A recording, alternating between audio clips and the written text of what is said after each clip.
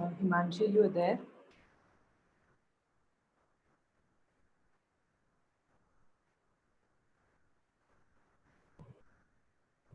Dhanesh, are you there? Yes, ma'am, I'm here. Vasna, am I audible? Yeah, ma'am, you're audible. Yes, Sanchita ma'am, you are audible.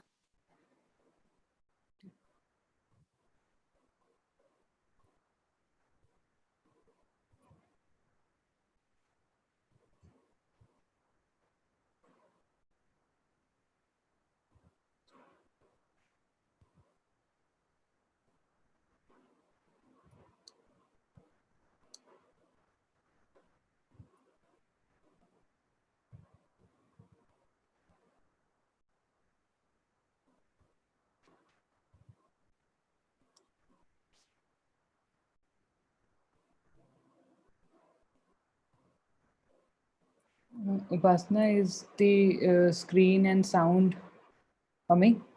Screen is coming, sound is not there. Okay, okay.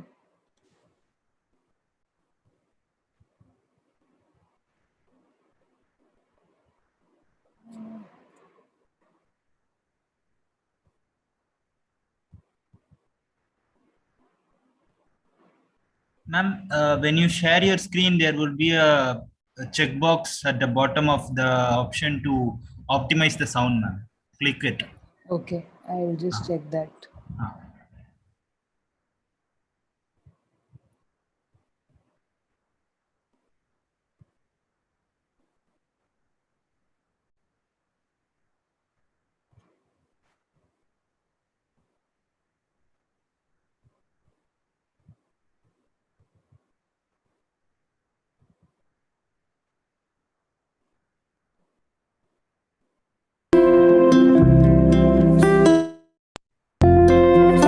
Yes, ma'am, it is audible now. Thank you, Dhanesh.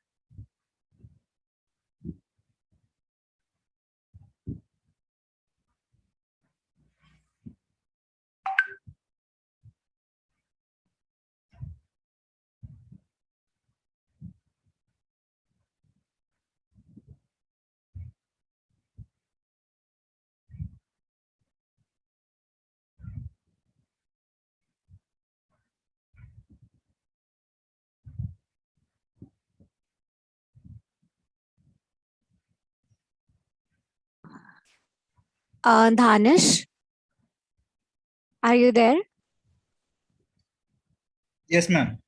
Dhanish, please make Saucer the co-host, and all the panelists should be the co-host because otherwise they can't unmute themselves.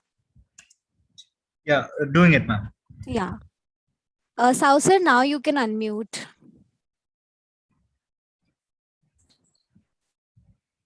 Yes. Can you Yes, hear? sir. Can you hear Yes, me? sir. Yes, sir.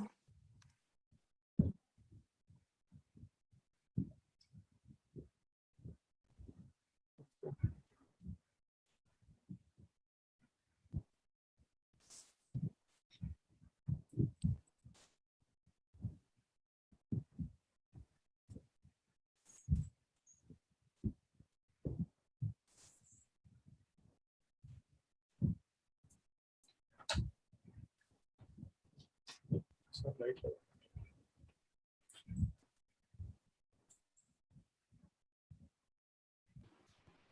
Hello, Upasana, am I audible?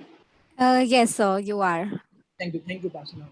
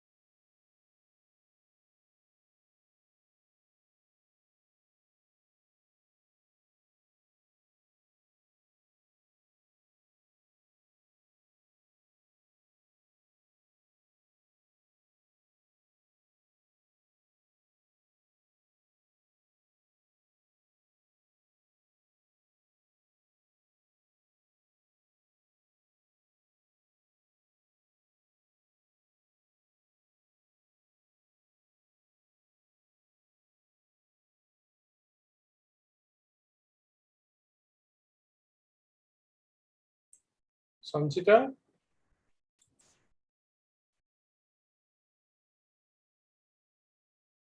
Sanchita, can you hear me? Yes, sir. Yes, sir. वो lighting lamp का हो गया था ना? हाँ जी sir, sir test भी कर लिया है, वो भी कर लिया था। तो मैं जैसे बोलूंगा दैट लाइटिंग द लैम्प, तो आपने चला देना सर स्लाइड पे। हाँ जी sir, right sir.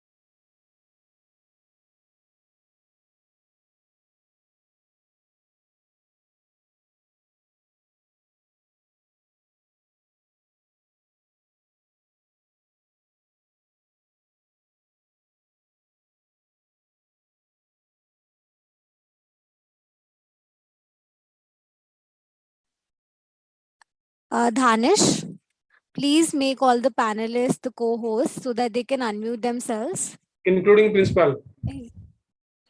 Yes, principal sir is here, so kindly just make them the co-host. And for the chief guest and the other guests also, you have to do the same. It's done.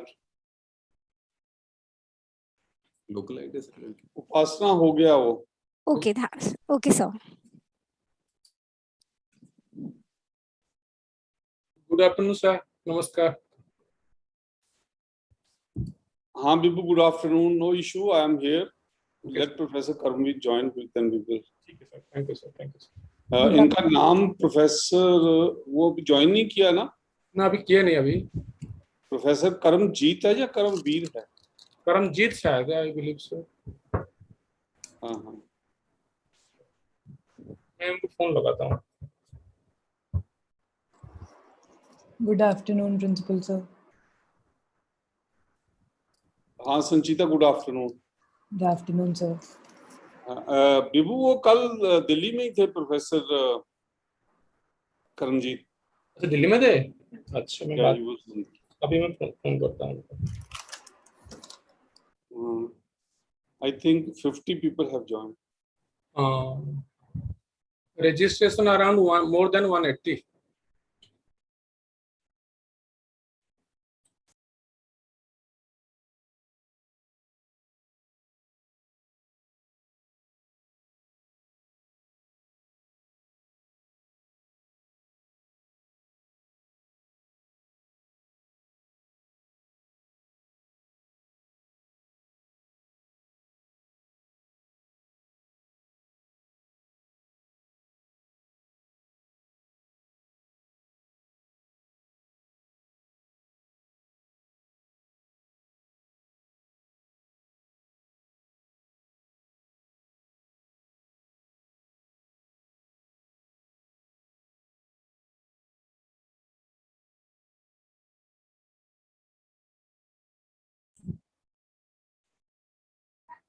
Sir is joining, sir, within 5 minutes.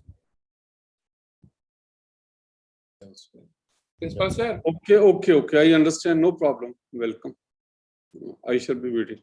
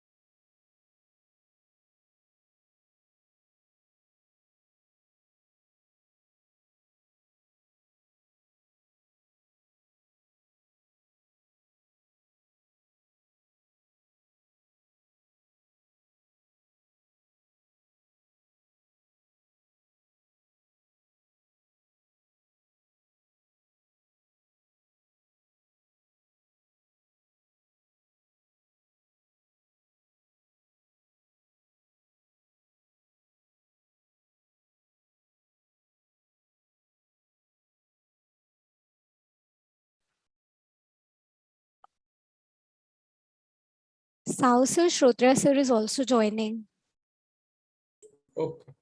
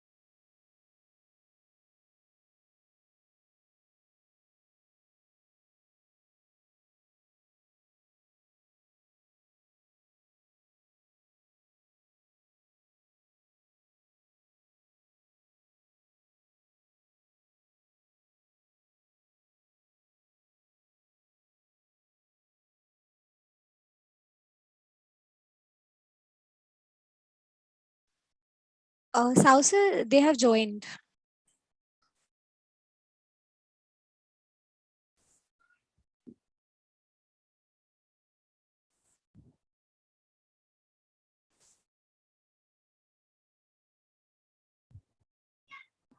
Who was in?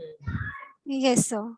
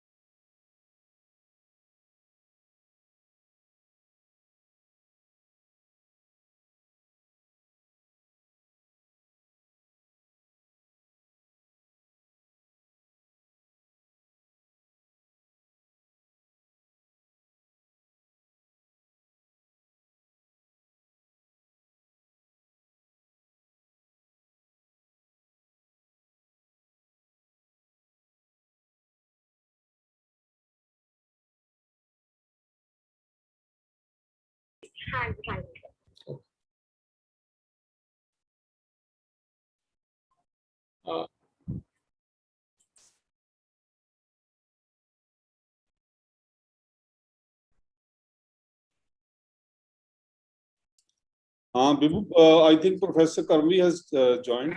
Joined. Welcome, sir. Karamjit sir, welcome, sir. I'm waiting. Bimal Ram.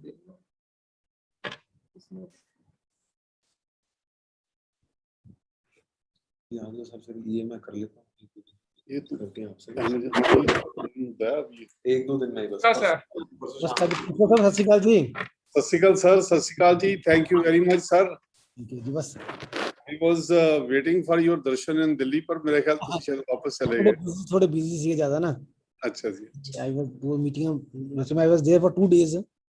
हाँ जी हाँ जी। तो कम ही ना ज्यादा सी दिल्ली वाले तो ना। हाँ जी हाँ जी हाँ जी। Sirotia sir, namaskar.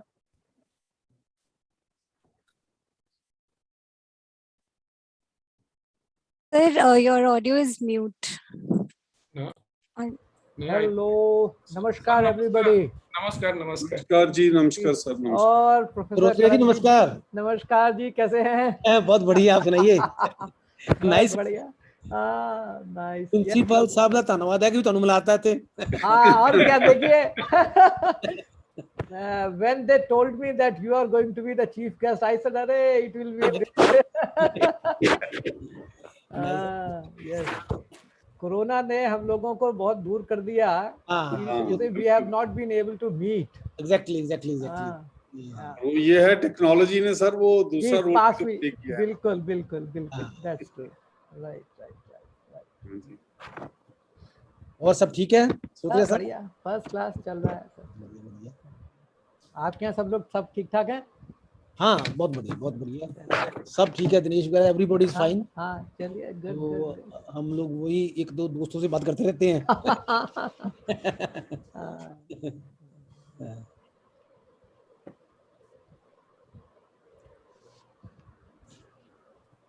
डॉक्टर विमल ने ज्वाइन किया है No, I'm waiting for that. उनको टेलीफोन कर दो ना कर रहा हूँ phone Sir, she has joined. Yes, sir. Bimal ma'am is here. Okay. Is she not the co-host? Yes.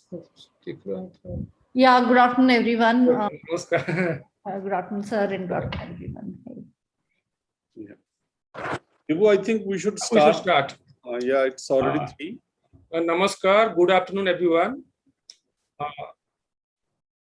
I, Dr. Bihu Prasad Sahu, welcome you all to the National Online One-Week Faculty Development Program on Qualitative Research and Issues in Plagiarism and Interdisciplinary Approach, organized by Guru Angad Dev Teaching Learning Center and Business Economics Department, Sri Guru Tegh Bahadur Khalsa College, University of Delhi. Before we begin, I request you all to join for the virtual lighting of the lamp. Let us all remember the Almighty to bless us with knowledge and wisdom. Sanchita, please.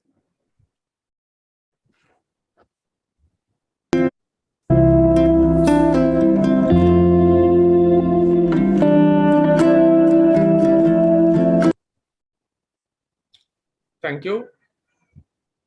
This 1 week FDP from 5th to 11th August will help the participant to learn the basics of qualitative research and issues in plagiarism.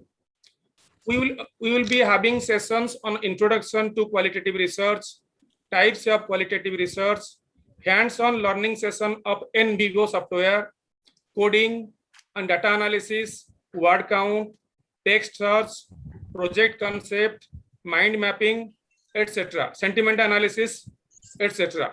Sessions are also planned on guidelines on plagiarism and checking plagiarism using Turnitin and Urkund software. We also have session on bibliometric analysis. We are glad to announce that we have received participation for more than 180 faculties and research scholars and students from 21 states in India. I am pleased to inform you that this FDP is organized by GAD-TLC and Business Economics Department of SGTB Khalsa College. GAD-TLC is a teaching center of Ministry of Education, Government of India under Pandit Madan Mohan Malviya National Mission on Teachers and Teaching. Since 2016, it has trained more than 42,000 teachers in the area of e-learning, blended learning pedagogies, ICT tools, and educational technology.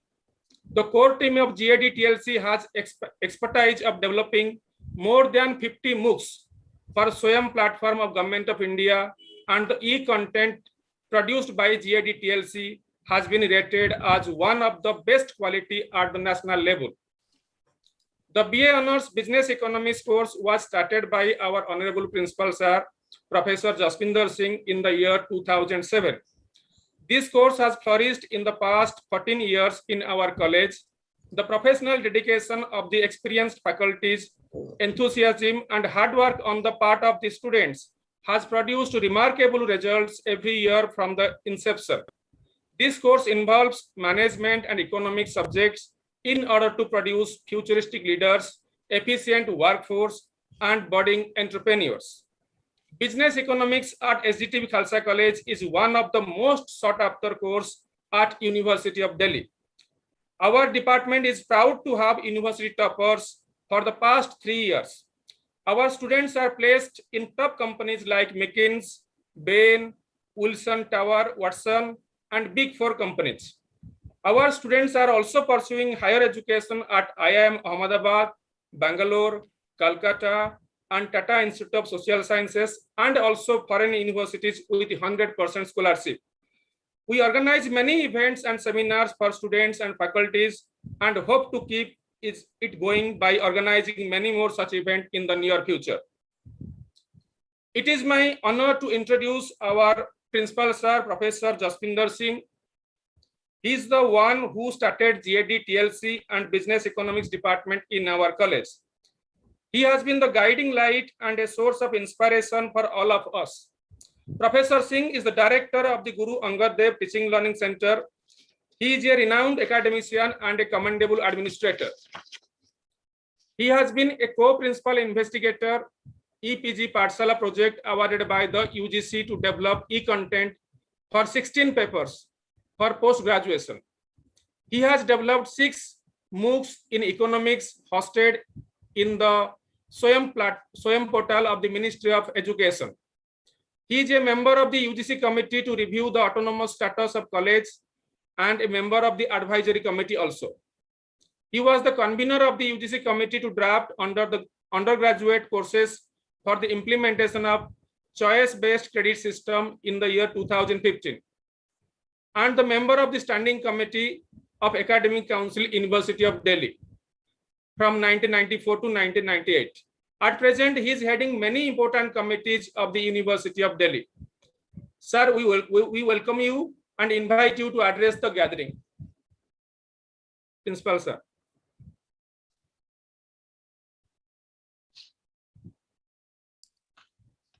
Dr. Bibu, I think let us introduce the guest first. Yes. Guest को पहले introduce करो, then I will. Okay.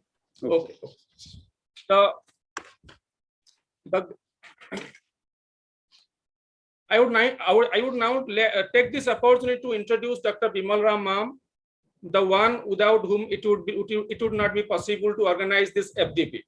She is the project head and joint director of GAD-TLC, coordinator, National Resource Center of Chemistry of MHRD, and the deputy director, Center for E-Learning, SGTB Khalsa College, University of Delhi. Under her leadership, GAD-TLC is on its mission of training teachers and is achieving great heights.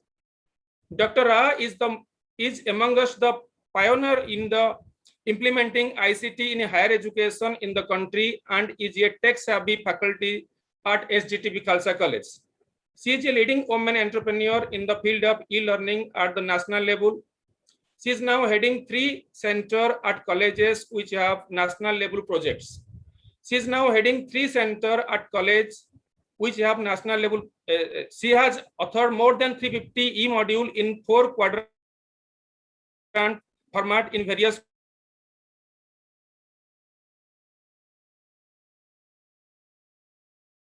She is actively involved in policy formulation and implementation through various national level committees at UGC and AICTE. We welcome you, ma'am.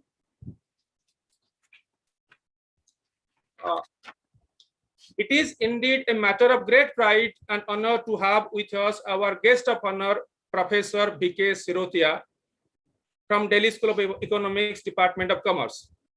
We are glad that you have accepted our invitation and are here to grace this FDP with your esteemed presence. Professor Sirotia is a professor of commerce at Delhi School of Economics. His teaching career of over 3 decades includes teaching in Bhutan for 8 decades. He was also professor and head of Department of Commerce, Northeastern Hill University, Shillong, Meghalaya. His area of research surrounds happiness and human well-being at all levels: individual, organizational, national, and global.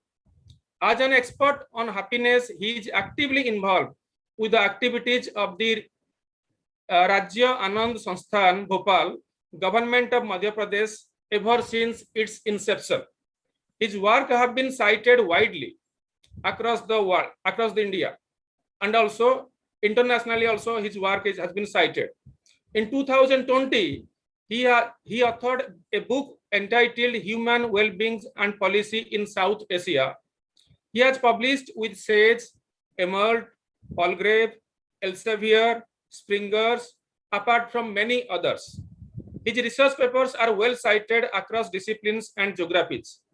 He developed a monograph for the India Policy Foundation for consideration of happiness in policy as an alternative to GDP. He is a fellow of the Indian Commerce Association and president of the ICA NCR chapter. He is a recipient of a gold medal in the Best Business Academic Year Award in 2018, the Young Research Award by the Indian Accounting Association, and many others. He is a trained assessor of NAC and coordinated several peer teams of inspecting colleges and universities across India. He has been part of many high-level committees of UGC, ICCR, Public Service Commission, and many universities. He runs blogs on contemporary issues, poetry, and book reviews. We heartily welcome you, sir, and invite.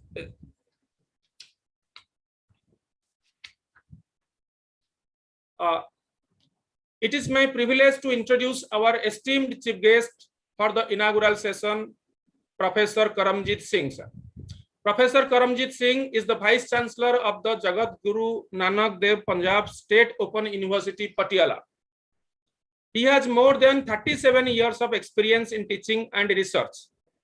He has been the Registrar of Punjab University and Director, University Grant Commission, Human Resource Development Center. He is a renowned academician and was the Dean of Faculty of Business Management and Commerce, Punjab University, apart from many others. In addition, he was the President of the Indian Accounting Association and Chairman of the Punjab University Regulation Committee.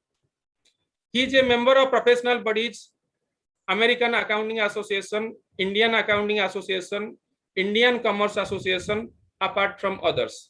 He is a recipient of the Best Administrator Award 2020 by POR, a Foundation for Educational Excellence. He also received Best Business Academic Silver Medal by the Indian Commerce Association in the year 2017.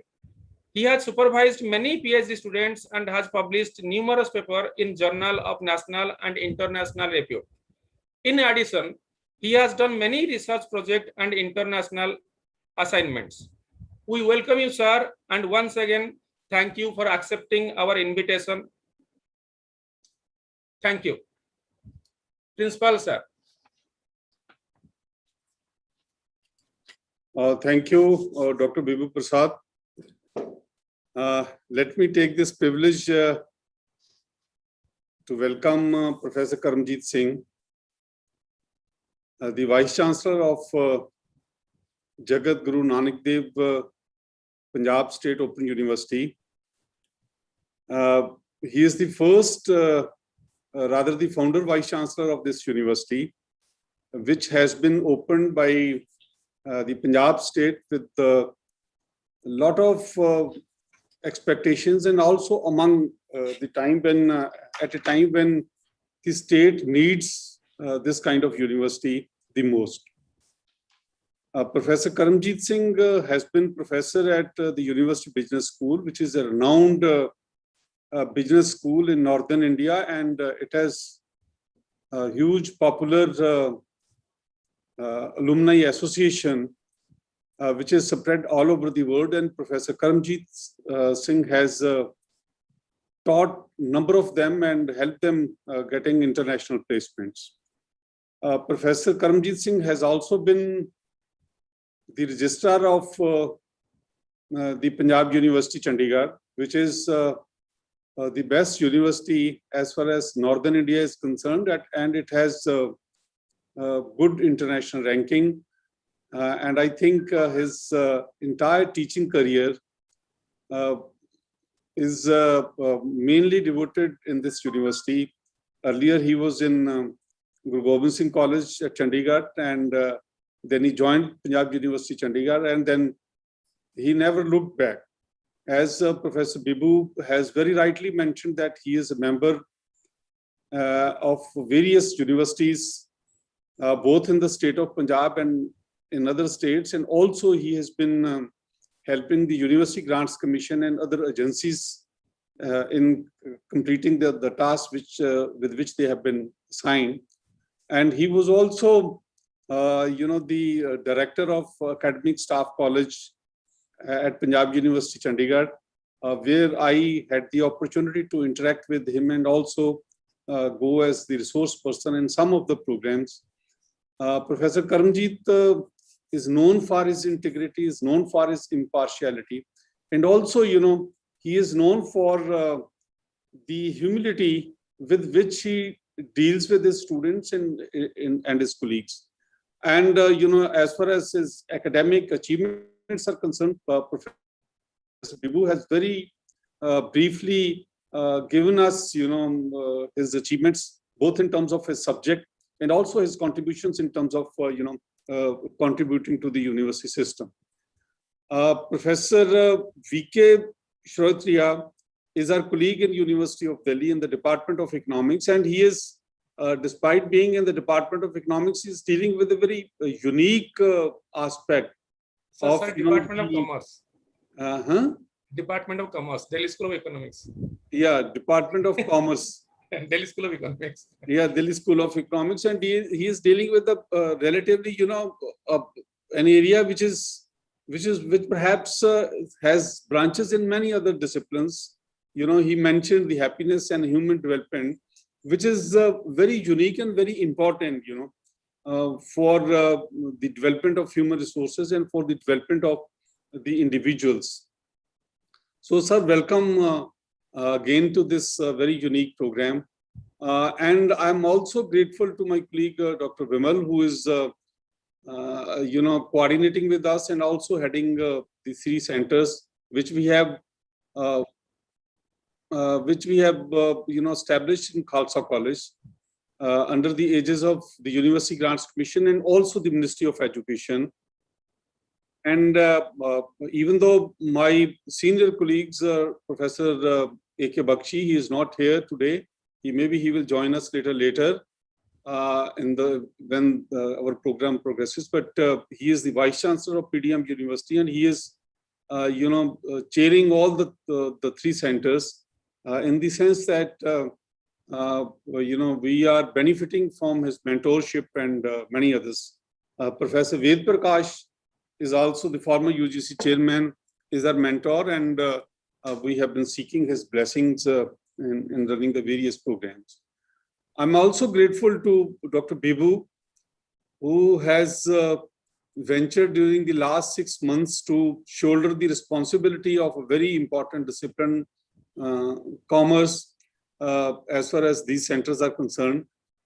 And our younger colleagues, Sanchita ji and Upasana and Neeraj, who have joined this program. And last but not the least, but I welcome all the participants. Without their participation, I don't think any program is possible. In fact, many of you are not from the University of Delhi. And the beauty of, the technology is this, that, it helps us reach across our boundaries.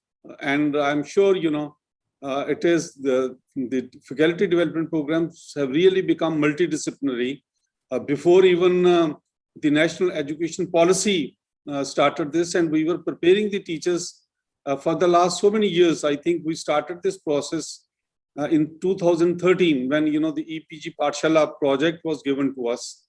It was not a project, it was a huge project which was given to us, and we were given the responsibility to develop the e-content for 6 different subjects, which Dr. Bimal will explain. And subsequently, when the SWAM portal was there and the government decided, the UGC decided to evolve the MOOCs programs, Khalsa College was the first to contribute in this area. And also we have been helping and, in a very small way, in implementing many of the policies which the University Grants Commission has evolved over a period of time. And we are sure, the National Education Policy, which talks about the National Research Foundation, which talks about upskilling the teachers and the students, which talks about, setting up the academic bank for credits, and also, developing many interversity, facilities. Khalsa College has been participating in this and has been contributing in this national endeavor for the last almost, I think, 12 years when the concept was conceived at that time, and we participated in those programs. I also had the privilege of getting guidance from Professor Karamjit Singh, when I was a member of some of the UGC committees, and he was also a very active member during the Professor Ved Prakash time, and we, jointly worked in the implementation of some of the programs. Coming to the specific topic, the qualitative research and the issues in plagiarism. This is a very important area. All of us, we do understand the quantitative techniques. And in fact, people like me who are students of economics, we are used to more of quantitative techniques. Even though we do, handle the qualitative issues also in research, but I think the qualitative research does not only mean that its quality is assessed in terms of the journal. The issue at handle is that there may be, the nature of the problem may be such that, it may be, we may not be able to quantify many of the variables. So how do we handle the qualitative research? Dr. Bibu has thought that we should have a full-fledged FDP program on the qualitative research. And I think as our program proceeds, and as the resource persons join us and guide us, and they share their knowledge, the concept will become much more clearer. It is not easy to handle the qualitative variables in research, especially when we are used to, the statistical packages like SPSS or eViews or ECOWAS or, such like programs. Those are the standardized statistical techniques. But then to understand, the impact of this, for instance, I can give you one example. The impact of age may not be possible to quantify on our consumption decisions, but it does have. Similarly, the urban and the rural divide, the educated and uneducated samples, the people whom we are trying to survey. How to incorporate these variables, how to assess them effectively becomes a major issue in research. And I'm sure, most of us know that in India, for instance, the quantitative research has progressed very substantially, but I think the qualitative research in terms of assessing, a very diverse socio-economic system like India becomes a challenging task. I was discussing with some of the practitioners in an econometrics conference.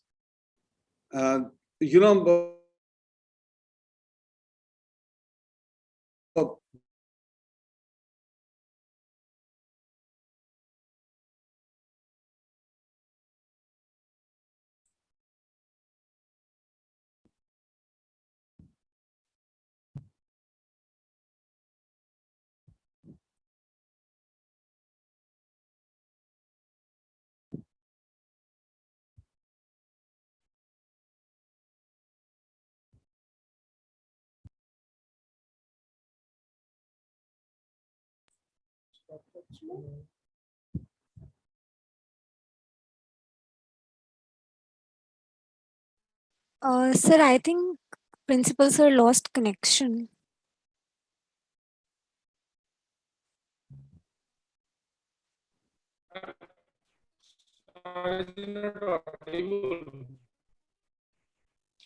Upasana, talk to. Okay, sir.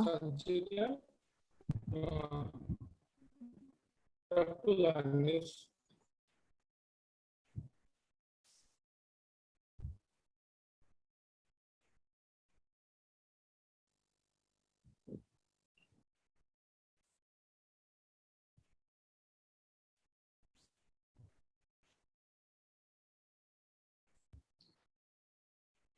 I think Dr. Bibu, some connectivity issue with sir. There are some connectivity issues. Yeah. Just let's wait for a couple of minutes. rejoin. Yeah.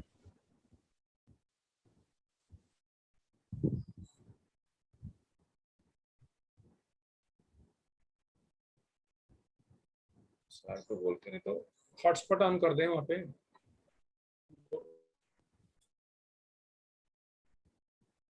Hotspot on कर दें mobile phone का चल जाएगा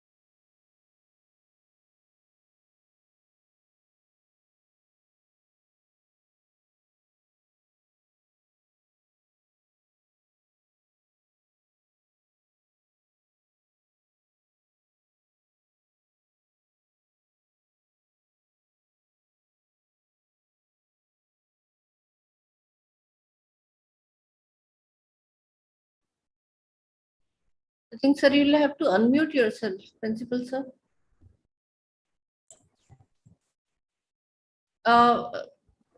From technical team, Dhanesh and others, please make sir as co-host. Sir, now you can unmute yourself, please. Yeah. Yeah. Sorry, I'm sorry because the internet got disconnected. So I was just discussing, the importance of the qualitative research, and I'm sure the issues will come up during our discussion. And also, when we come to the second component of our training program, and that is the issues in plagiarism. These are equally important. Very renowned professors are here, Professor Karamjit Singh and Professor Shrotriya. They know, how important it is to be ethical. Sometimes we may not be even aware of that, what we are doing, what are the implications. And these days it has become even criminal that if we do not acknowledge somebody, and if we are picking up certain parts of somebody's research, then how to quote it properly. So plagiarism is a very serious issue, and I don't think we can skirt this issue in an easy way. Yes, there may be we will discuss the nature of plagiarism. We will also discuss the various types of plagiarism, and also we will see how we can handle this issue in research, because our entire process, India is considered, we are having almost 1,000 universities now, which are supposed to contribute to the pool of research in a very big way. That will make our universities really international, if we really wish that. And for that, we need to handle the issue of plagiarism very, very effectively. And also, it should become a part, and already, the academic bank for credits is going to be there, and maybe, the research journals, they will also create their pool, which will be easily accessible through the technological platforms. And we will be able to handle this issue. But as of now, we know that there are many issues in this, and how to handle it, that we will see. There are certain tools, but those tools have their limitations in terms of their reach. There is a good amount of research which is not, which is not available on the net, which has not been put to the public use. But still, if we quote that, we should acknowledge that if we are making certain portions of that, as part of our research project, and we will handle this issue also. So both these issues of qualitative research and plagiarism will be handled, and I'm grateful to the resource persons who have committed to this, a very unique program of qualitative research and plagiarism. Once again, I express our gratitude on behalf of the college, on behalf of all the 3 centers, and the Center for E-Learning, the Guru Angad Dev Teaching Learning Center, and National Resource Center for Chemistry, and Sri Guru Tegh Bahadur Khalsa College. All these 3 centers are working in Khalsa College. I express my gratitude to Professor Karamjit Singh, who accepted to be the chief guest today, and also Professor V.K. Shrotriya, who is our colleague and who has helped us to guide us further. And I am sure, our team in Khalsa College will handle them effectively. And I'm also grateful to all the participants for registering and for being part of this. Thank you very much. Thank you, sir, for your wonderful words of wisdom. You are our source of inspiration, and we thank you for your unflinching support for BBE department. Thank you once again, sir. Now I would like to invite the project head and joint director, Dr. Bimal Ram, to address the gathering. Thank you, Dr. Vibhu. Good evening, everyone. Most respected Vice Chancellor, sir, Professor Karamjit Singh, very respected Professor V.K. Shrotriya, sir, very respected Professor Jaswinder Singh, Principal SGTB Khalsa College and Director GAD-TLC, my dear colleague Dr. Vibhu Prasad Sahu, other members from my esteemed institution, Dr. Upasna, Dr. Sanchita, Dr. Neeraj, and many others who have joined in the organizing team, and above all the dear colleagues from different parts of the country who have joined as participants in this program, and some of the students as research scholars. So welcome to each and everyone in this 1 week long FDP, which is themed rightly on the very apt requirement, qualitative research and issues in plagiarism. And I thank each and everyone, especially our chief guest for the event, and also guest of honor and principal sir, to have been part of this inaugural event. So I welcome you on behalf of GAD-TLC. It is a center of Ministry of Education, Government of India, under the very prestigious scheme, which is Pandit Madan Mohan Malviya Nation Mission on Teachers and Teaching. And this center, situated at my own institution, I welcome you on behalf of governing body of Sri Guru Tegh Bahadur Khalsa College, and I also welcome you on behalf of University of Delhi. The scheme has been named at the national level in the honor of Bharat Ratna Pandit Madan Mohan Malviya ji, and at our college level, we are seeking blessings from Guru Angad Dev ji, the second of the 10 Sikh Gurus, to take the teachers training further at a national level in a very massive way. And we have been doing to the best justice in our efforts since last 5 years. We have a state-of-art training facility in terms of the software, hardware, and the expertise which is required to make the tech-savvy teachers who are capable in their subjects as well as in pedagogy, and the recent advances happening in the policy making and the changes in higher education. And now we are also trying to take this into school education system. The center was inaugurated on 1st July 2016 by the then Honorable HRD Minister Smriti Zubin Irani ji.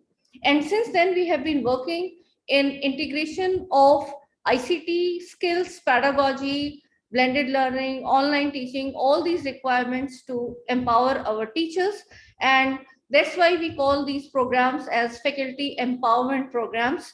And we have many workshops, webinars, faculty development programs, orientation programs, faculty induction program, to name a few. We're also working in the front of preparation of open education resources, which can be utilized by each and every teacher in their classroom settings. And I welcome you on behalf of our esteemed advisory committee at GAD-TLC, headed by Professor A.K. Bakshi. We also have Professor Bhanumurthy, Professor Chadda, Prasaditya Bhattacharya, and Dr. R.P. Singh in this esteemed committee, and we are taking their guidance and taking it further. As a team, we've started a work in a major project of EPG Pathshala of UGC and MHRD, where we have done considerable amount of work in the e-learning front, where we have developed content for 89 courses of postgraduate level with the help of more than 2,000 colleagues from across the country. And I'm thankful to each one of them for becoming a part of this. And now these contents are being utilized across the nation. We also have developed 42 MOOCs out of the 63 MOOCs, which were developed in the first phase of UGC when this MOOCs in SWAYAM was launched in 2015. We also got the opportunity to design the modules. Out of the 12 modules, almost 8 modules we have designed for faculty induction program, which is a flagship program of Ministry of India, Ministry of Education of India, where we now it is compulsory for every new entry into the higher education to undergo these programs, and it prepares them in a holistic manner for all the challenges in terms of their professional requirement they will have to see and take their institutions in track, which will be taking the goals of our entire education system towards the positive way. And since then, we have been working into various activities, mostly hands-on till 2020. But since 1st April 2020, due to the Corona pandemic, we also have now realized that the power of technology in terms of training, the numbers speak a lot. In 4 years at GAD-TLC, we could touch 9,217 participating teachers, being in the top 3 ranking centers out of the 50 centers under this scheme. And now in last year, we have touched more than 45,000 teachers. And till date, the number is more than 55,000 teachers. And today we are starting the 52nd FDP, a 1-week long FDP since last year.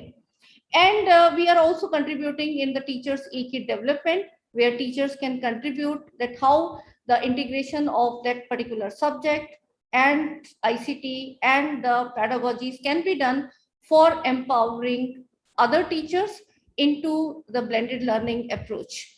We also have National Resource Center of Chemistry, where we have the mandate of preparing the ARPIT programs and disseminating that through the SWAYAM portal. And I'm happy to share that here again, the quality of our programs has been rated among the top. And I welcome now each one of you in this National Online 1-Week FTP Certificate Program, which is Qualitative Research and Issues in Plagiarism. And especially I'm thankful to all the resource persons who will be joining and giving their best in delivery of the theme of this program.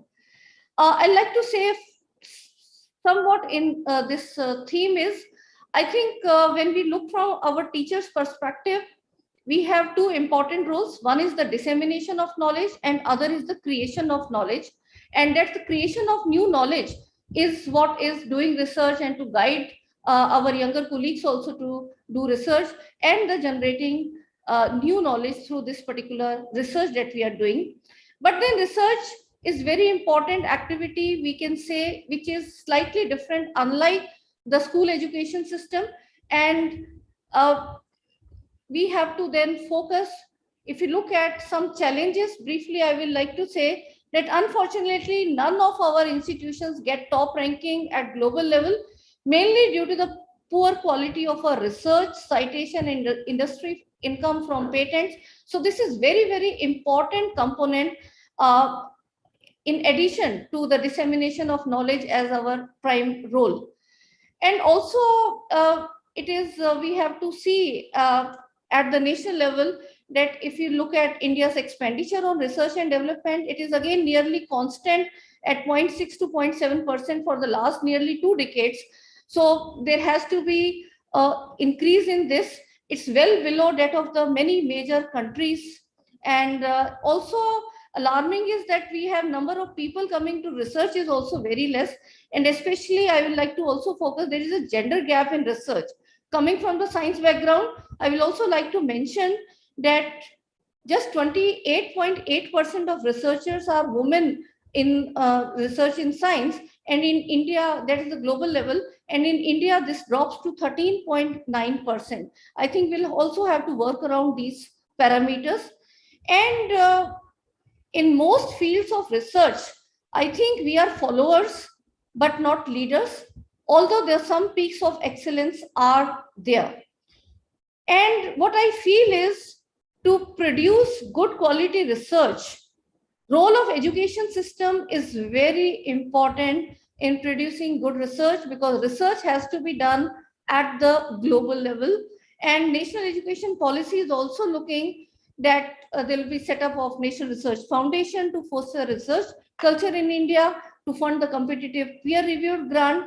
But when we look for grants, I think we also have to look up at the allocation, if it can be increased from 0.68% to higher, because if you look from scientific instrument, or even if the field survey and other things, these things are required. And one more thing I would like to mention is that research activities and research policies must be aligned with each other with societal context. Collaboration with industry to provide solutions to the problem of industry in a time-bound manner should be looked up when we are designing these research proposals. And also there has to be an interdisciplinary approach to the research, because that's where the real outcomes are lying. It is not in the core domain of various knowledge, but in the merger of different disciplines. I think that is what focus we also have to do, and that also we can start in our teaching learning, where we do the interdisciplinary approach towards disseminating knowledge. And what we feel is to increase the research capacity, I think training of teachers on continuous basis is required, because research is not about just learning the pedagogies and the methodologies and the tools. You have to have a good idea, and that can again be nurtured, the creativity in our students through teaching learning. When we have effective giving them some problem, how to analyze it and take it to the solution, I think that all change has to come, where we are now conducting various programs and many teachers are undergoing that. And another dimension is now technology also going to play a major role in enhancing not only the quality of education, but research also in 21st century. And as teachers, we should be also aware about the various tools, whether it is the e-databases or e-publishing or data collection, data analysis, modeling softwares, in silico reactions, depending upon which particular subject background you are. And in this particular FDP also will be touching on. But most important, I think we should be also looking at the ethics and values that we are trying to integrate into each and every activity we do, whether it is the research or it is the teaching and learning. So with these words, I will rather request all of you to please think whenever you design any research proposal or you're doing, let us try to find solution of the problems lying in the society. And I think Corona has really shown the ugly as well as the good faces of our society. And as teachers, we have this responsibility to make better and better society. So with these words, I welcome each and everyone in this 1 week FDP, and special thanks to Dr. Bibu and team for designing this program and taking it further. And obviously it's always the guidance of our principal, sir, to support us in these activities. So thank you so much, sir. And special thanks to our chief guest, sir, and guest of honor for taking your valuable time and joining us in this inaugural ceremony. Thank you, sir.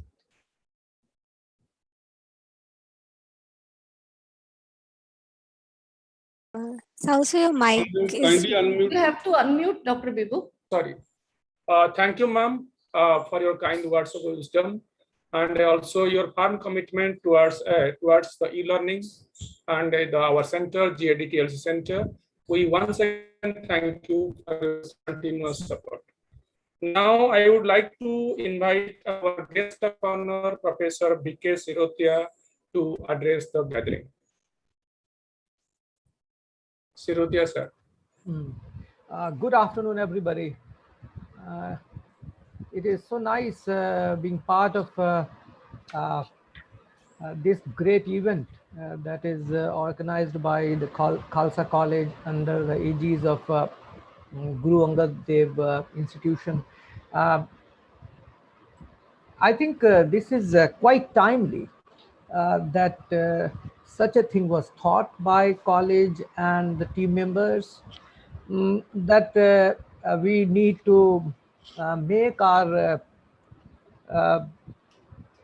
budding scholars and teachers aware about what they are doing, how should they do, and what should be their journey, how should they chart their journey towards research, what are the things that they should keep in mind.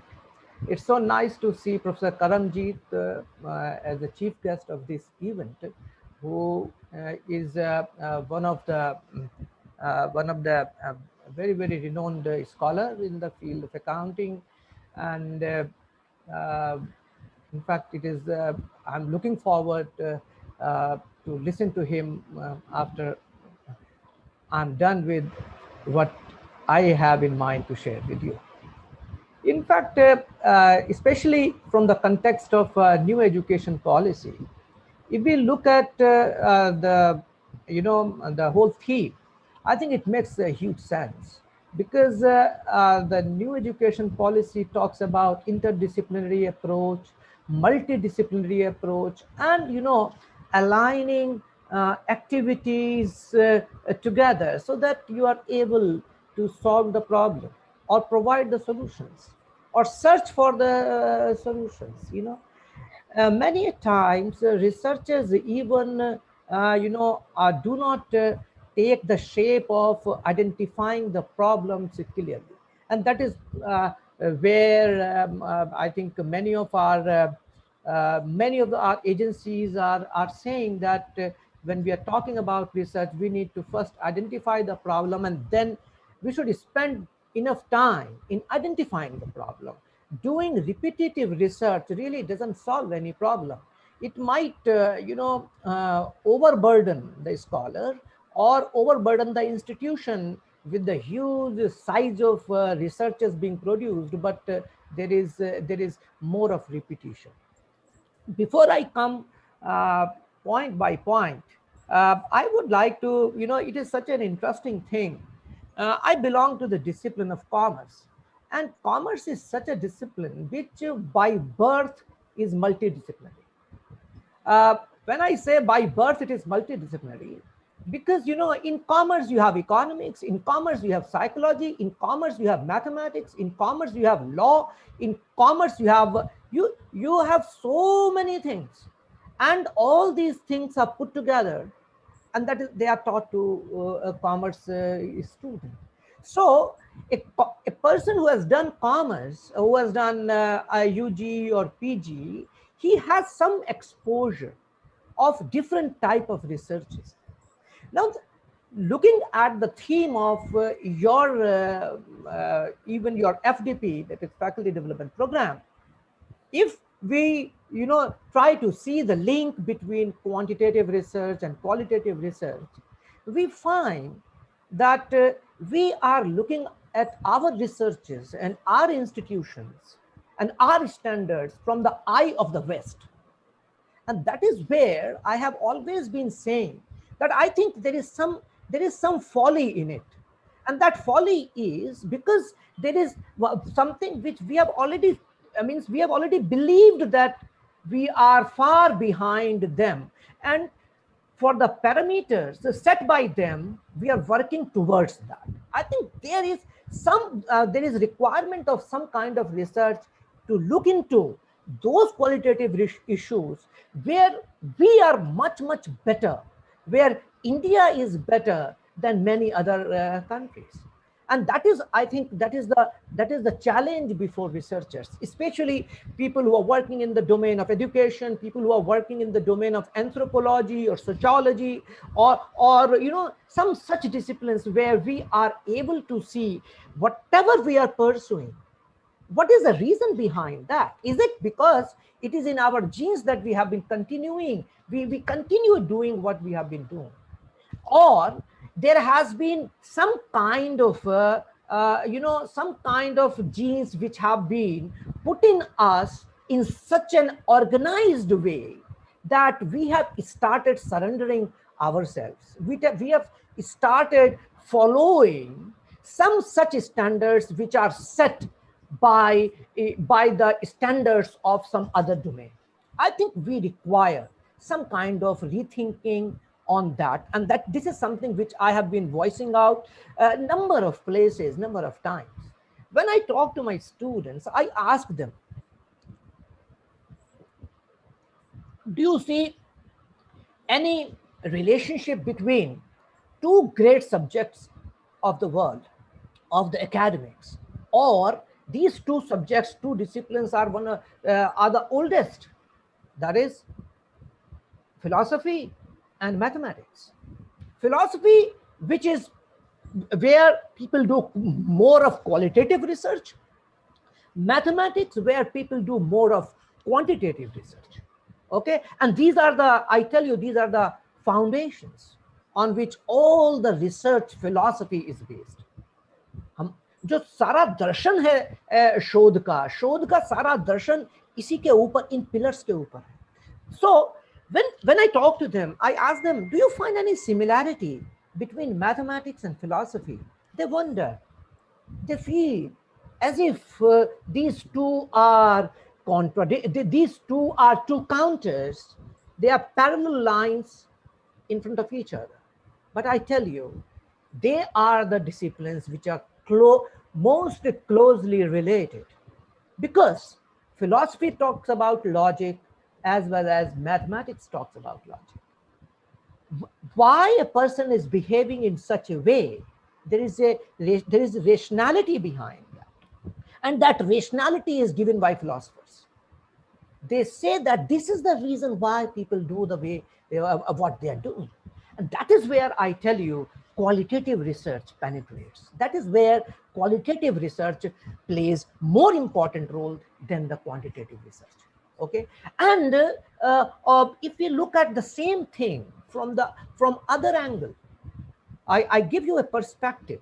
Okay, and all the research scholars, because when I leave you, I want to leave with some such things with you that you keep pondering on and researching on. What is it that I can really think beyond?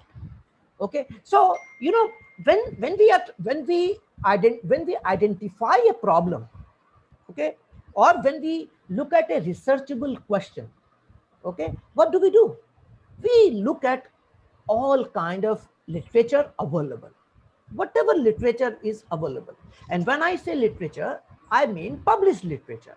And for our scholars in our geography, I tell you, there is a lot of research which is not available on the web.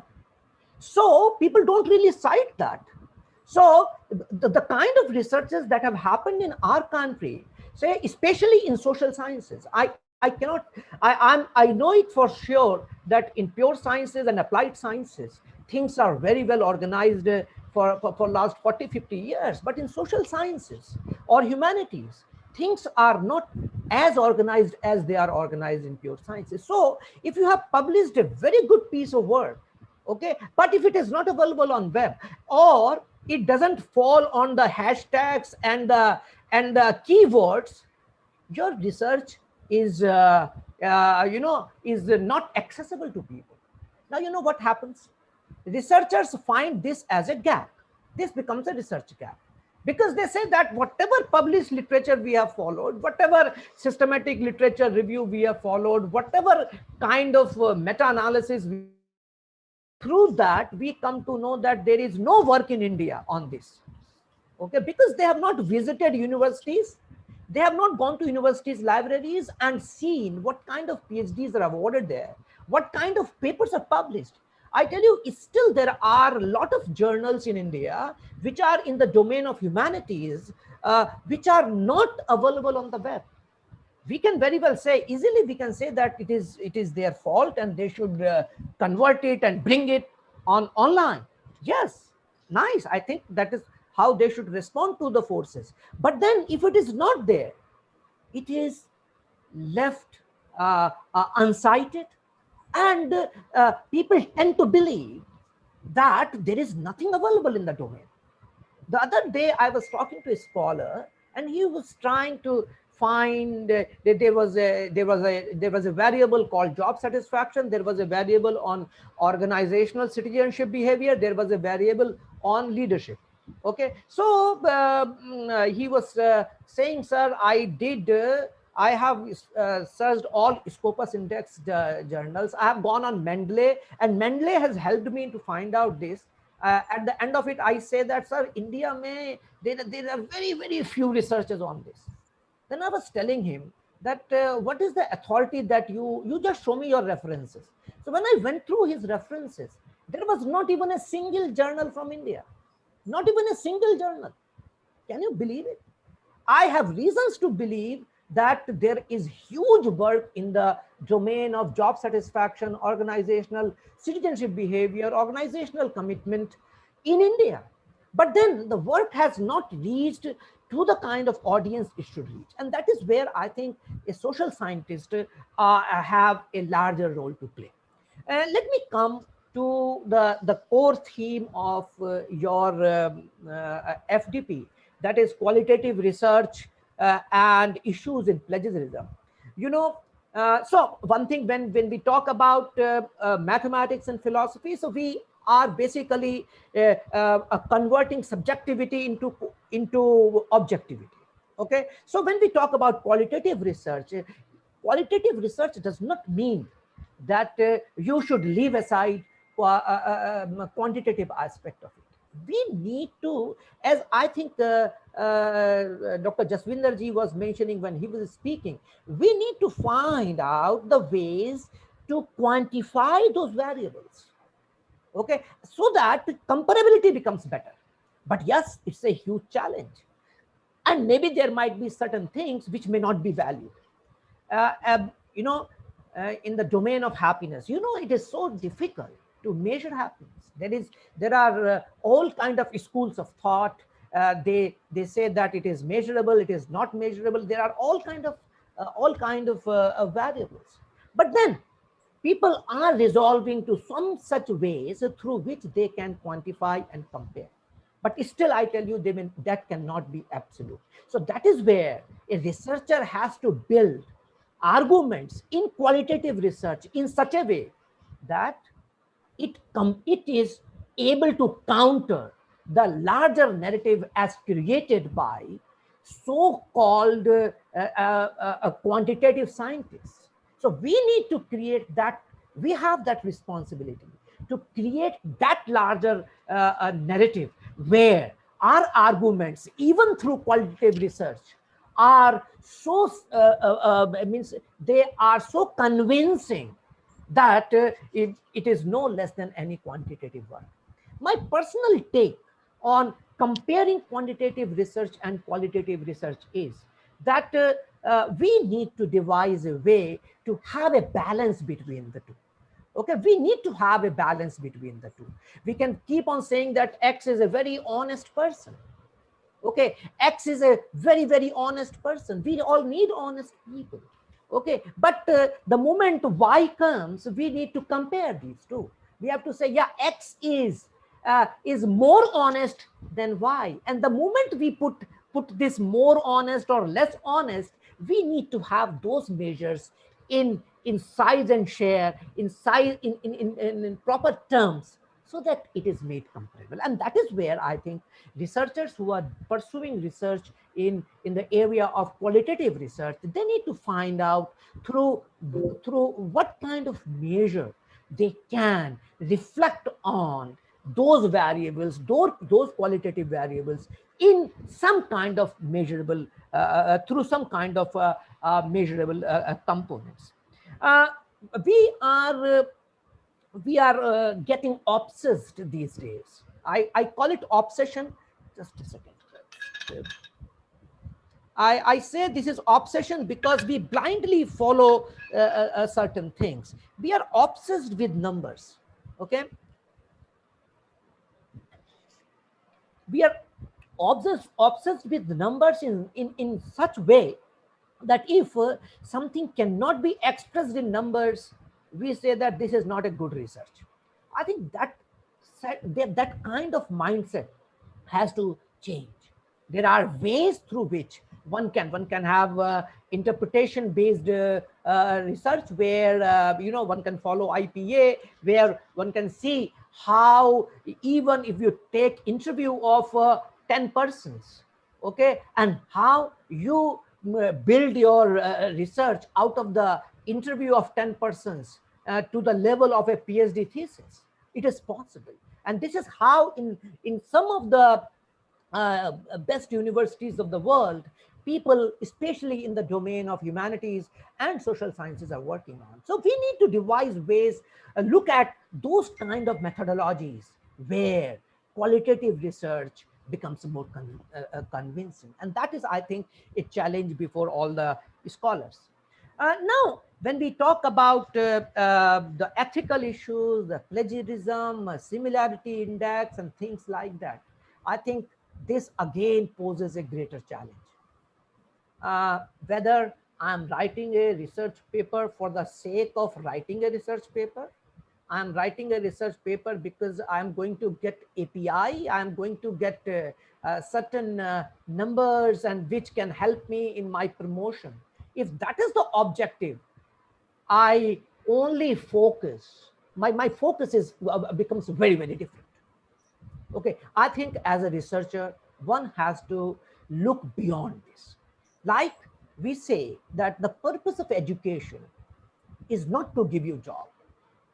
Purpose of education cannot be to prepare the youth for the market. No, the purpose of education is to make better citizens, to good citizens. And if citizens are good, they will find their ways to survive. They will find their livelihood. I tell you, they'll do much, much better than if they are so focused about job. Since you are focused about job, you are focused about marks. Since you are focused about marks, you keep aside the knowledge part of it. You see from where you can get better marks. So after passing out, if after 2 years someone asks you, you are totally blank. You say, no, I studied that when I was a student, when I was pursuing my graduation or PG. I think that has to change. And once that changes, even that will get reflected in the research. So one should not pursue research just for publication or just for API. Or one should not even, I go to the extent of saying that one should not attend FDP because FDP is a mandatory requirement in your promotion. So you will attend the FDP, you will get the certificate and you will put that certificate and you will qualify. Please don't do that. If you are a driven scholar, you will yourself find out what kind of FDPs are being run, and you will yourself initiate the process. No, I think I need to attend this and I need to take back certain things from this FDP. If you follow that approach, this will get reflected in your research, and you will not fall prey to the short-term publication approach. When you have less time, you resort to some such ways which might be unethical. Don't do that. Publish one paper, but let maintain a quality. Okay, and that way I think you will stand fairer chances of progressing better in the academic career. One should have huge academic integrity. I tell you, young scholars, you have a long way to go. Okay, you do not know at this age if you are found involved in some bad practice. It might get overlooked today, but after 10 years it will be reopened and you will be in a great soup. Okay, so beware, don't do such things. Okay, be honest to yourself.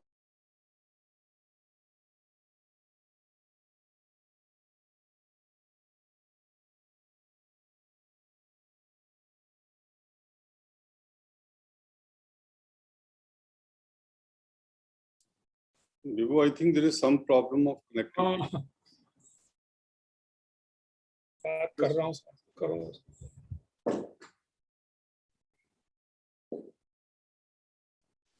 Sir, should I call him? Yes. Okay. थोड़ा ये DU का network is giving us the trouble today. There's some problem. I am also in the office, so Check.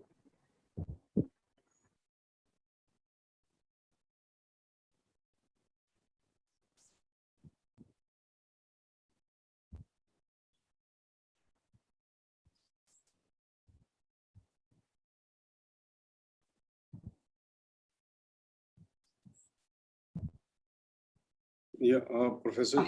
Yeah. Hello. Yes, sir. Yes, Yeah, sir. welcome, sir. Welcome. There was some. Problem. Yeah. So sorry. So what I was saying. Where did I leave? I don't know. What did you hear? Anybody can prompt me up? Anybody? What was it that I was talking about? So you were talking about the plagiarism aspect. Yeah. With a gap of 10 years, even, Yeah. Okay. So I was telling that, I was saying that the students asked, sir, what is the similarity index and how it is different from plagiarism? Now, see, plagiarism is purely unethical. Plagiarism is something that you are saying it is your own, whereas it is under the ownership of someone else. It is plagiarism. Plagiarism is a chori, is stealing, okay, which is a huge crime in academics. Similarity index is some such thing where someone has also cited someone, you are also citing. If you are writing the whole title of the paper in your writing, and other person has also written that same title of the paper in another paper, you will find that there will be similarity. So similarity is not as serious an issue as plagiarism. But if even when you are running a software and finding out that my paper has some kind of similarity, you can see what kind of similarity it is, and within the norms, you can very well change the structure of your writing. And that is what I think people should be doing. So when you are taking someone, if you have, many times this happens that scholars feel that their references should not be huge, so they try writing in their own, paraphrasing the language. Okay, but then somewhere they are caught because similar kind of review someone else has done. Don't do that. If you're borrowing something from somewhere, you can very well borrow something. Don't think that you are all creating anything and everything on your own. You can borrow things, but don't forget to acknowledge it. Say that this is what X is saying, this is what Y is saying. So teachers are looked at. The teachers are at a very high pedestal. So we have that responsibility. And when we have that responsibility, at least we should not follow any such practice which is unethical. Okay, so on plagiarism, again, there are different kind of tools available, and one can find out what kind of plagiarism it is. But I tell you, apart from all the kind of tools and techniques available and all kind of softwares available, okay, what is important is your own intent. Your own intent, what you really want to write. Your intent should lead to writing a good content. There has to be a coordination between intent and content. But your intent and content should not lead to any type of contempt. Okay, many times people, scholars fail because it results in some kind of contempt, some kind of contempt of someone's rights or something of that kind. So beware of these things. Many times people also talk about qualitative research. They say that, see, until I write something in a quantitative way, something with figures, tables and all that, people don't really buy our arguments. But let me tell you, in our discipline, especially in the discipline of commerce, I can say with some little authority, we do not have even a single theory in our discipline which is developed by the scholar of our discipline. Getting it? This is a huge statement. This is a huge statement. We teach psychology, we teach models which are developed by psychologists, researchers. We teach, now of course, commerce and management are also separated. So there are management scholars over the places, we cite their work. There are people in economics whose work we cite. There are people in sociology whose work we cite on social conditioning and things like that. From mathematics we cite. But tell me, especially from this geography, how many people you can really see who have developed some kind of models, some kind of theories which are taught to students? So that's a greater challenge before us. And I request at least to some scholars to venture into this domain, to explore this domain of building some theory. This is a difficult task, but it is not that it is not possible. It is not an impossible task. Get into some kind of theory building. If we do some theory building exercises, I tell you, it will reap you fruits in the long run. So do some conceptual research in the qualitative domain. That will also help you grow better. Many a times when theories are developed, some theories are developed through evidence-based research. So through quantitative work, theories are developed and these theories are practiced. And when these theories are practiced, on the basis of the practice, scholars develop theory again. Okay, and this cycle keeps moving on because theories have to be contemporary, okay, with the time, and maybe they will have some kind of longevity. When we talk about scientific management, we may say that scientific management, we may say that it has failed, okay, or it is not applicable today. But scientific management would remain if there would be any scholar in the field of management, you cannot ignore the contribution of FWT Taylor on developing scientific management. Anyway, there is, we are, as teachers, we take long classes, we keep talking about things, okay, but I need to convey to all the scholars that focus your work on research, follow honest practices, and don't ever think that qualitative research is in any way inferior to quantitative research. Find out variables, find out ways through which you can develop your argument in some such ways that they are sounding, they are sounding appropriate, and they have a good ear to all the practitioners and theory builders. We need to, in qualitative research, we also require our movement from references to inferences. much of it depends on how we infer. Okay, and for inferences, our creative thinking has to be developed in a proper way. So thank you very much to the organizers for giving me this opportunity to voice out my concern on the issues concerning qualitative research, plagiarisms, and things like that. It is nice seeing so many participants. If there is anything that I can be of help to anybody, you are most welcome. Thank you very much, Jaswinder ji, for inviting me, and Dr. Vibhu ji, Thank you, sir. all the team members. Thank you very much. Thank you, sir, for your kind words. Sir, you nicely explain qualitative meaning of the qualitative research. Also, you try to correlate between the quantitative and qualitative research.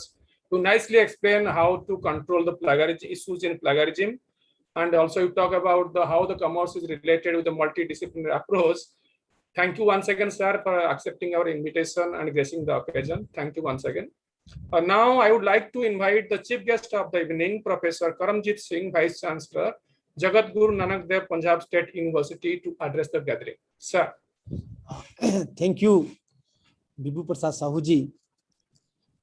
See, it's a great thing that under the dynamic leadership of my very good friend, Dr. Jaswinder Singh ji, that Business Economics Department of Sri Guru Tegh Bahadur Khalsa College, University of Delhi, of course in collaboration with the Guru Angad Dev Teaching Learning Center, they have organized this national online FDP on a very important topic. And I must congratulate Principal Jaswinder Singh because of two reasons. Because see, that organizing a conference is something a difficult task. But my expression of gratitude is because of two things. That is, one, that he gave me an opportunity, and through him, I could also meet one of my good friend, Shrotriya ji, because we are together, we know each other for a long period of time. And his work on happiness, it's a great work he has done it. And moreover, see that once I am looking at, because with the Jaswinder ji principal, we have been at his name is there, international forum also. You may talk about any, sort of even Sikh parampara ki baat kare, Guru Tegh Bahadur, whatever it is there. His name is, very popular at international era, and I am grateful that he has given me an opportunity to be here. When Professor, coming to the topic that I will not take much time because all the time has been there. When Professor Shrotriya ji was talking, he flagged very certain important issues. He started with the Western countries, we should not replicate Western countries, and then he posed certain question that it's a challenge for us. Maybe in qualitative research, maybe in plagiarism, something like that. I start from a very basic thing that, you see, we are talking about qualitative research. My issue is that what is research, why research? There is a need for research. You see, to my mind, quantitative or qualitative comes second. To my mind, research is probably to find a solution to a problem. Now, of course, we are to build a knowledge base, we are to facilitate learning, and at the end of the day, Shrotriya will agree with me that we are to support truth and disapprove the lies. This is probably the sense of research. Now, see what the people are doing. I am a student of commerce. Amazon company, they are spending $42.74 billion on research work. $43 billion on research work. Alphabet, we call it Google, something like that, around $30 billion. You see, the things are changing. Why the corporate world, why the governments are spending so much amount of research is because Dr. Jaswinder Singh, he's a well-known economist also, and he will agree with me that earlier there was a four-factor production. We talk about land, we talk about labor, we talk about capital, and sometimes people say entrepreneurship or technology, something like that. But now, if you look at the recently factor production, fifth factor, that is data. Now, besides 4 things, we have additional thing that is a data with us. Now, see, look at the China, what they are doing. That is a different country. I'm just building my argument at why I'm saying quoting all these things. You see, China is they are fighting for data. They will be ruling in times to come because of the data. Look at their policy. See, we all know Alibaba founder Jack Ma. You know what was his fault? He said this thing that that the Chinese regulations are a little bit stringent, and it is very difficult to data transfer, something like that. And as for newspaper report case, from August last, he was not seen where he is right now. Look at the future of Jack Ma. Why they are people so sensitive? Now only I was reading that only last month they passed the regulation also. They will not, because all the companies, data, they are killing their own industry. Why? Data should not be transferred. Why? This research is very important. Now, you see, there is a Washington-based think tank, we call it as a ITIF, that is Information Technology and Innovation Foundation.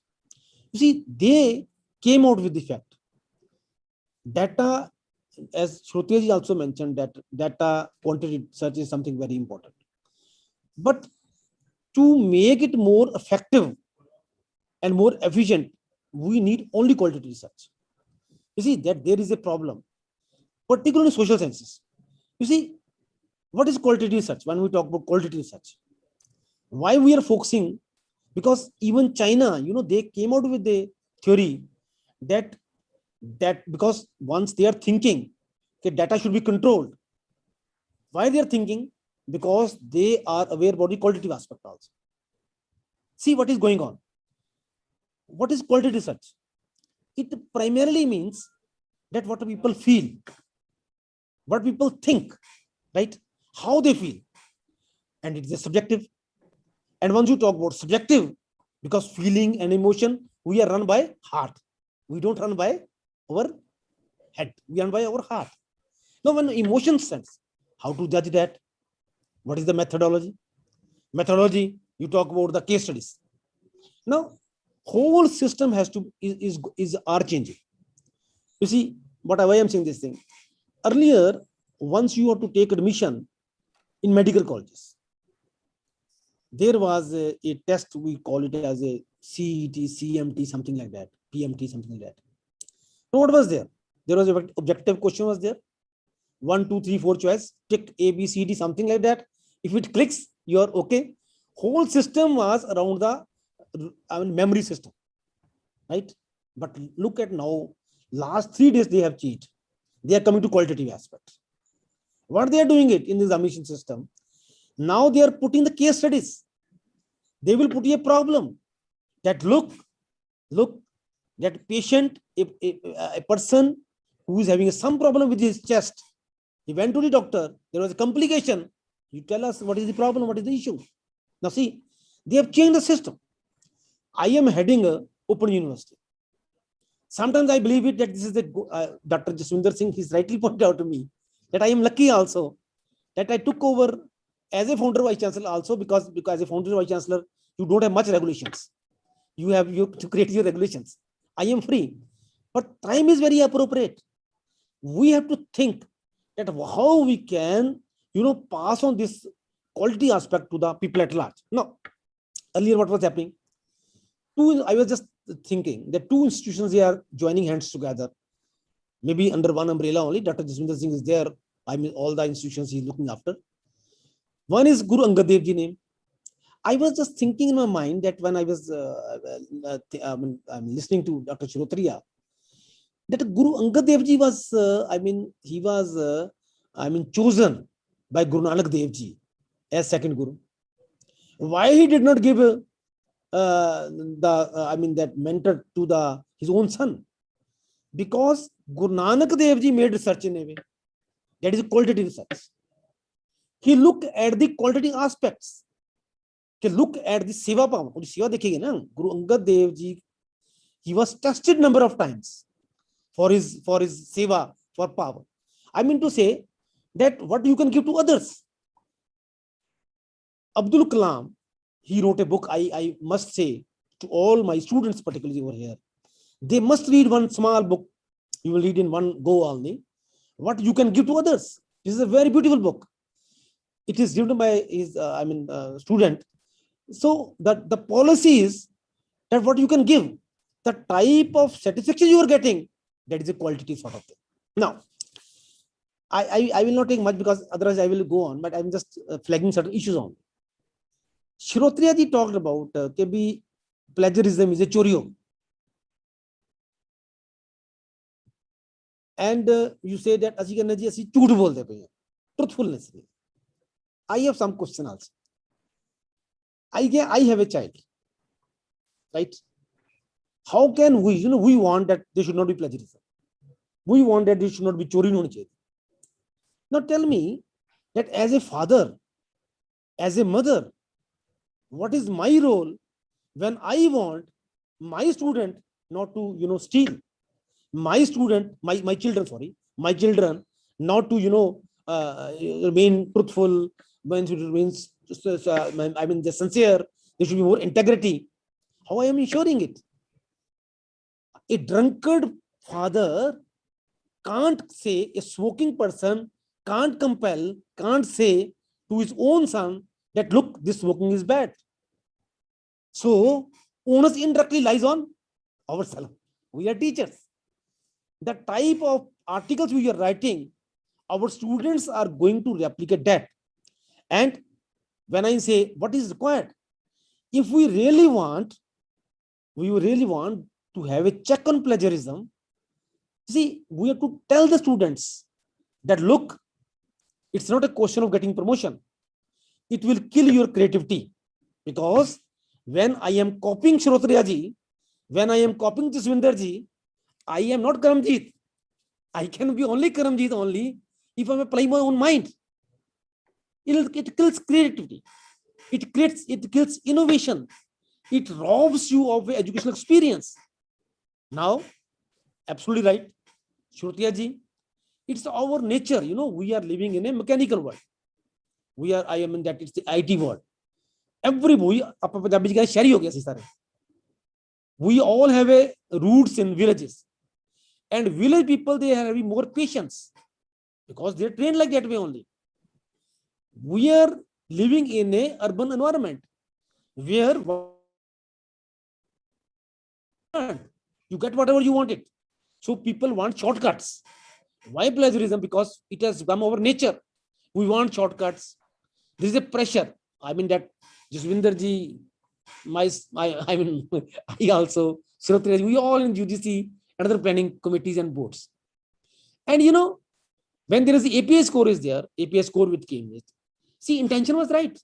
Intention was right to some extent, because intention was that some people should do research work also.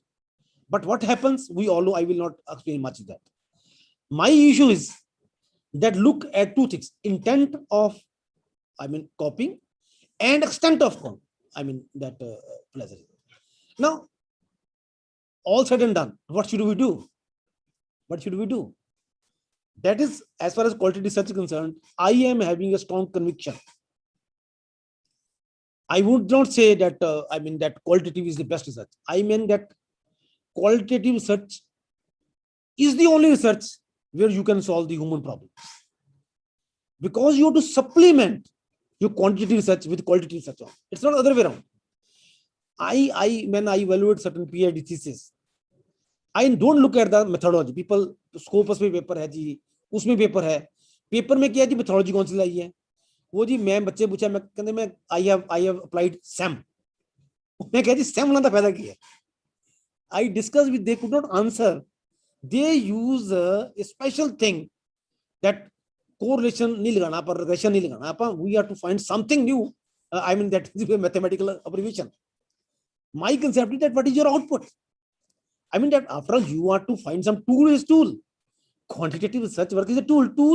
That tool could be specificated. Even PHCAS plasma will be set anyhow. So what should be done? You see, as far as to popularize and quality research and to control the plagiarism, I believe two things is there. Economics term, we are commerce students. We say that one is, prevention, other is detection. Prevention of fraud and detection of fraud. We have to prevent and then we have to detect. You see, for prevention, what is required? For prevention, we need to have education. Educate the people. Educate the students regarding what? See, number one, skill development. We are having experience. We are having engineering colleges. People are wasting so much money on bachelor engineering, and at the end they don't know nothing, and they enter into the MBA. Tell me, where is the role of engineering student in MBA? But they are doing it. What I am saying, that skill development is something very, very important. If we educate them that if you have a creativity in your mind, if there is no plagiarism, you don't follow other people. And similarly, there should be a good induction. I'm very happy when I was, earlier, Bimal Bimal Ram, her name. I was looking at her, presentation. She mentioned somewhere that induction training of faculty, you have something. I will interact with Dr. Jaswinder Singh later on to get the input of you. Yeah. Induction training, see, this is something very good. You know, that this course with the intention of introducing course was that only, that you should be trained, that how all these things. Sometimes I do plagiarism, I copy other people because I don't know how to write a citation, how to write referencing, all these things. Anyhow, these are the required. Now, what should be done? We have to change the attitude. Our attitude is, Punjabi कहने के मेनू की आपे भुगतूगा भाई मैं अपना काम करिए ना मेरा क्या लेना. This attitude need to be changed. You see, we have to little bit hard also. We have to come out with some hard decision also. We should remove no blind eye culture. No blind eye culture should be there. Obliging nature. You see, these things need to be incorporated. And lastly, what I would like to say, that reactions and consequences, that is something. To sum up, I must say once again that qualitative research, to my mind, is something very, very important, because it gives you a behavioral approach to deal with the problem. Many of the problems, social issues, can be resolved only if we can attack on behavioral issue. I know that a lot of time, 4:35 is there. I was understand that 4 baje tak session aapka. So with these words, I will not take much time. I once again grateful to Bibu Shadi. He is Jaswinder ji. He is a wonderful coordinator that he has after me. That whether you have that give my reply or not, he is doing, and other people also I could see, and lot of participation, 150 plus I could see that people are approach to 2,200, sir. 200, yeah. I correct myself. So it all goes to the credit of the dynamic leadership of my own friend. Sometimes I feel that it's not just when I am sitting there, right? And so it's a very good. And lastly, I want to meet Shirotriya ji. Physically, we can have a hug also, but unfortunately, we could see. Anyway, thank you very much. Thank you, Dr. Bibu ji. Thank you, Jaswinder ji, and all the organizing team. I could see some of your organizing members, young teachers, Sanchita, Dingra, and Bhavna, all are sitting over here. So my and last word to my students, that important is not of attending FDPs. Important is what you take from this FDP, what you carry, right? I would love to come, whenever Jaswinder ji permit me, to come and interact with the students also. But anyhow, it's a great thing that carry on with the good work, and students must carry that the lessons from what they have learned from this workshop. Thank you very much. Thank you, sir, for your kind words of wisdom. Sir, you nicely explained the meaning of qualitative research and nicely correlated with the quantitative as well as qualitative research. And also you spoke about the importance of data is now gaining importance day by day. And you talk about the case study. So once again, thank you from our organizing team, from my principal and from my college. Sir, heartily we thanks you for accepting our invitation and gracing the occasion. Thank you, sir. Now I request my colleague, Dr. Upasana Dhanda, to propose a vote of thanks. Just a minute, Bibu. Yes, sir. Yes, sir. Yes. You know, both the professors have given us certain leads, and we should not forget those. You know, Professor Shrotriya, you know, he mentioned many aspects, you know, which we must keep in mind while designing a proposal. You know, especially when you are exploring an area which is interdisciplinary in nature. You know, we need to, you know, quantify that what exactly do we want. As you know, Professor Karamjit very rightly said that you know, research is the solution to our problem, and if we are not able to design our problem correctly, then perhaps we will be equally confused in finding the solution. We must understand, I think, all these issues of plagiarism can be taken care of if we acknowledge them in the review of literature. That is very important, and in fact that builds our thesis. If you are really very well read, as Professor Shrotriya was saying, that we need to incorporate those, and also, you know, in a discipline like commerce, which is already interdisciplinary in a number of ways. So therefore, whatever we are doing, we must acknowledge, and especially, you know, when we are dealing with the qualitative variables, he mentioned many, and he gave us the hints also, how you can quantify the qualitative variables also, in a certain sense. There are methods, there are ways, in fact, of doing this. Professor Karamjit has also given us very useful insights, you know, how the issues of plagiarism can help us also, and can, you know, resolve many of our problems, and also they can put us into trouble. And therefore, you know, after all, it should not be merely for the sake of promotions.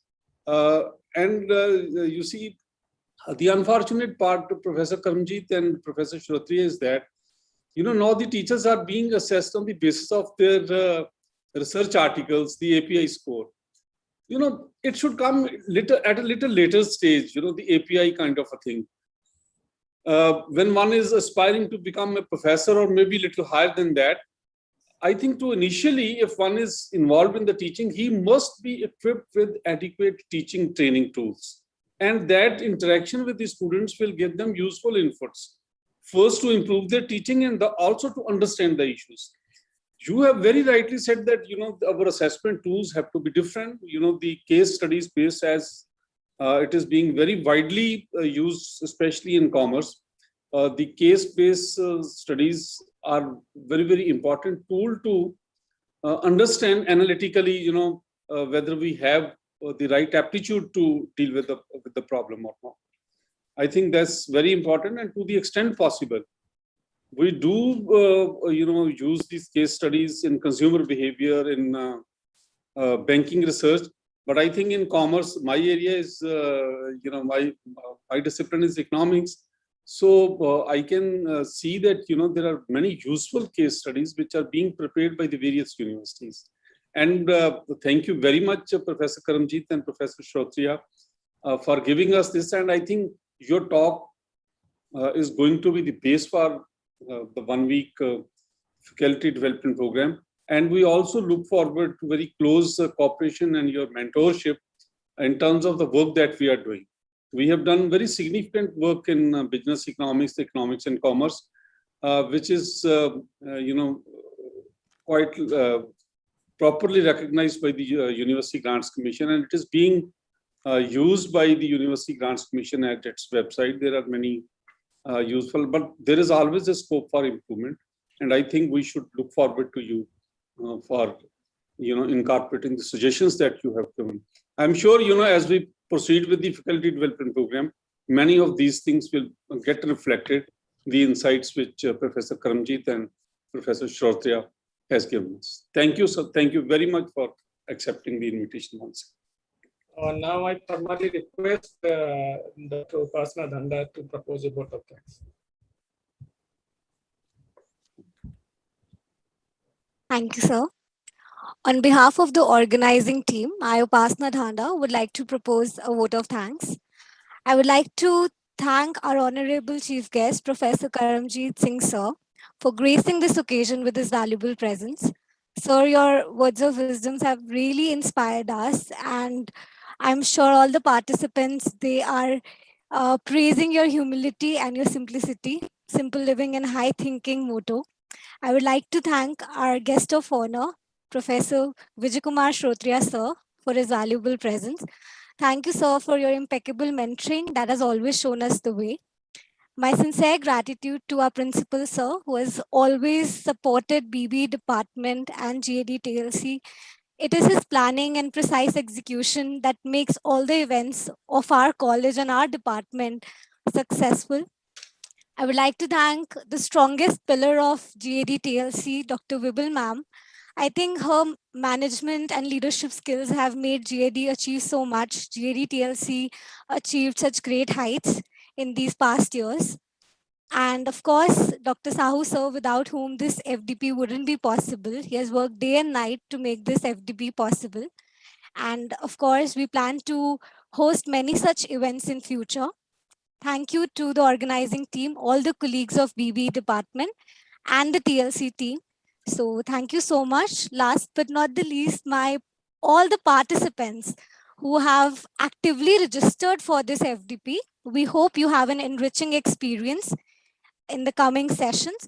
And now we would proceed towards our first session for this day, that is by Dr. Radha Ma'am on the introduction to qualitative research and types of qualitative research. She is with us, so we would now proceed towards that. Thank you so much, everybody, all the chief guests, guest of honor, and all the members for joining. Thank you so much. Thank you. Thank you, Boston. Thank you. Thank you very much.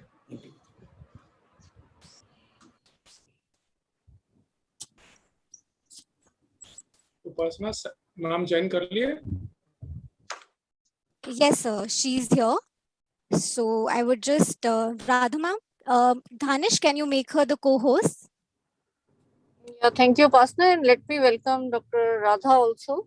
Yes, ma'am. Our speaker. Yeah, thank you. Please go ahead. Yes.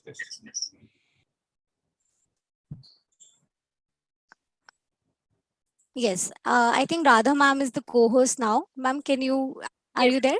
Yes. So. Yeah. So good evening, all of you. Yes, ma'am. Upasna, please introduce Radha ma'am. Yes. So very good evening to one and all. Again, I would like to take this opportunity to welcome our resource person for this session, Dr. Radha ma'am. Dr. Radha Yadav is currently working as an assistant professor at Christ University, Bangalore. Before this, she was associated with Dayanand Sagar University, Chandigarh University, Jaipuriya School of Business and Symbiosis Center of Management Studies. She completed her doctorate degree from Indian Institute of Technology, Roorkee. She has over 5 years of experience in academics and 9 years of experience in research. She has published numerous articles in journals of national and international repute, as well as ABDC, ABS, and some Scopus Index journals. She has been an editor in journals of Scopus and ABDC category. Her current research includes climate change anxiety, employee relation, organizational commitment, quality of work life, stress, and spirituality. Her research techniques include both quantitative as well as qualitative. She is currently representing India on international project Climate Change and Wellbeing with De Montfort University in UK. We welcome you, ma'am, and we look forward to a wonderful session on introduction to qualitative research. So welcome. Thank you, ma'am. Thank you. Thank you, all the organizers. So without wasting any time, I should start. Yes, so I'm just going to share my screen first. Yes. Yes, wait. So my screen is visible? Yes, ma'am, it is visible. Yeah. So I don't want to face any technical issue, so I'm just switching off my video, so it will be delivered a smooth Yes. session. Just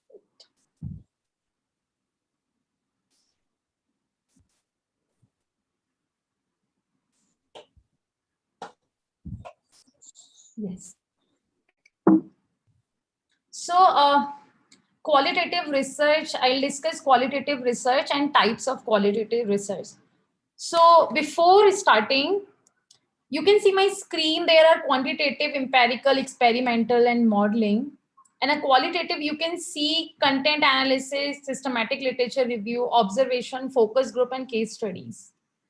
So after this slide, you will be, in your mind, the quantitative, you can say the types of empirical and experimental. Qualitative, you are suggesting or you are just thinking these are the types of qualitative.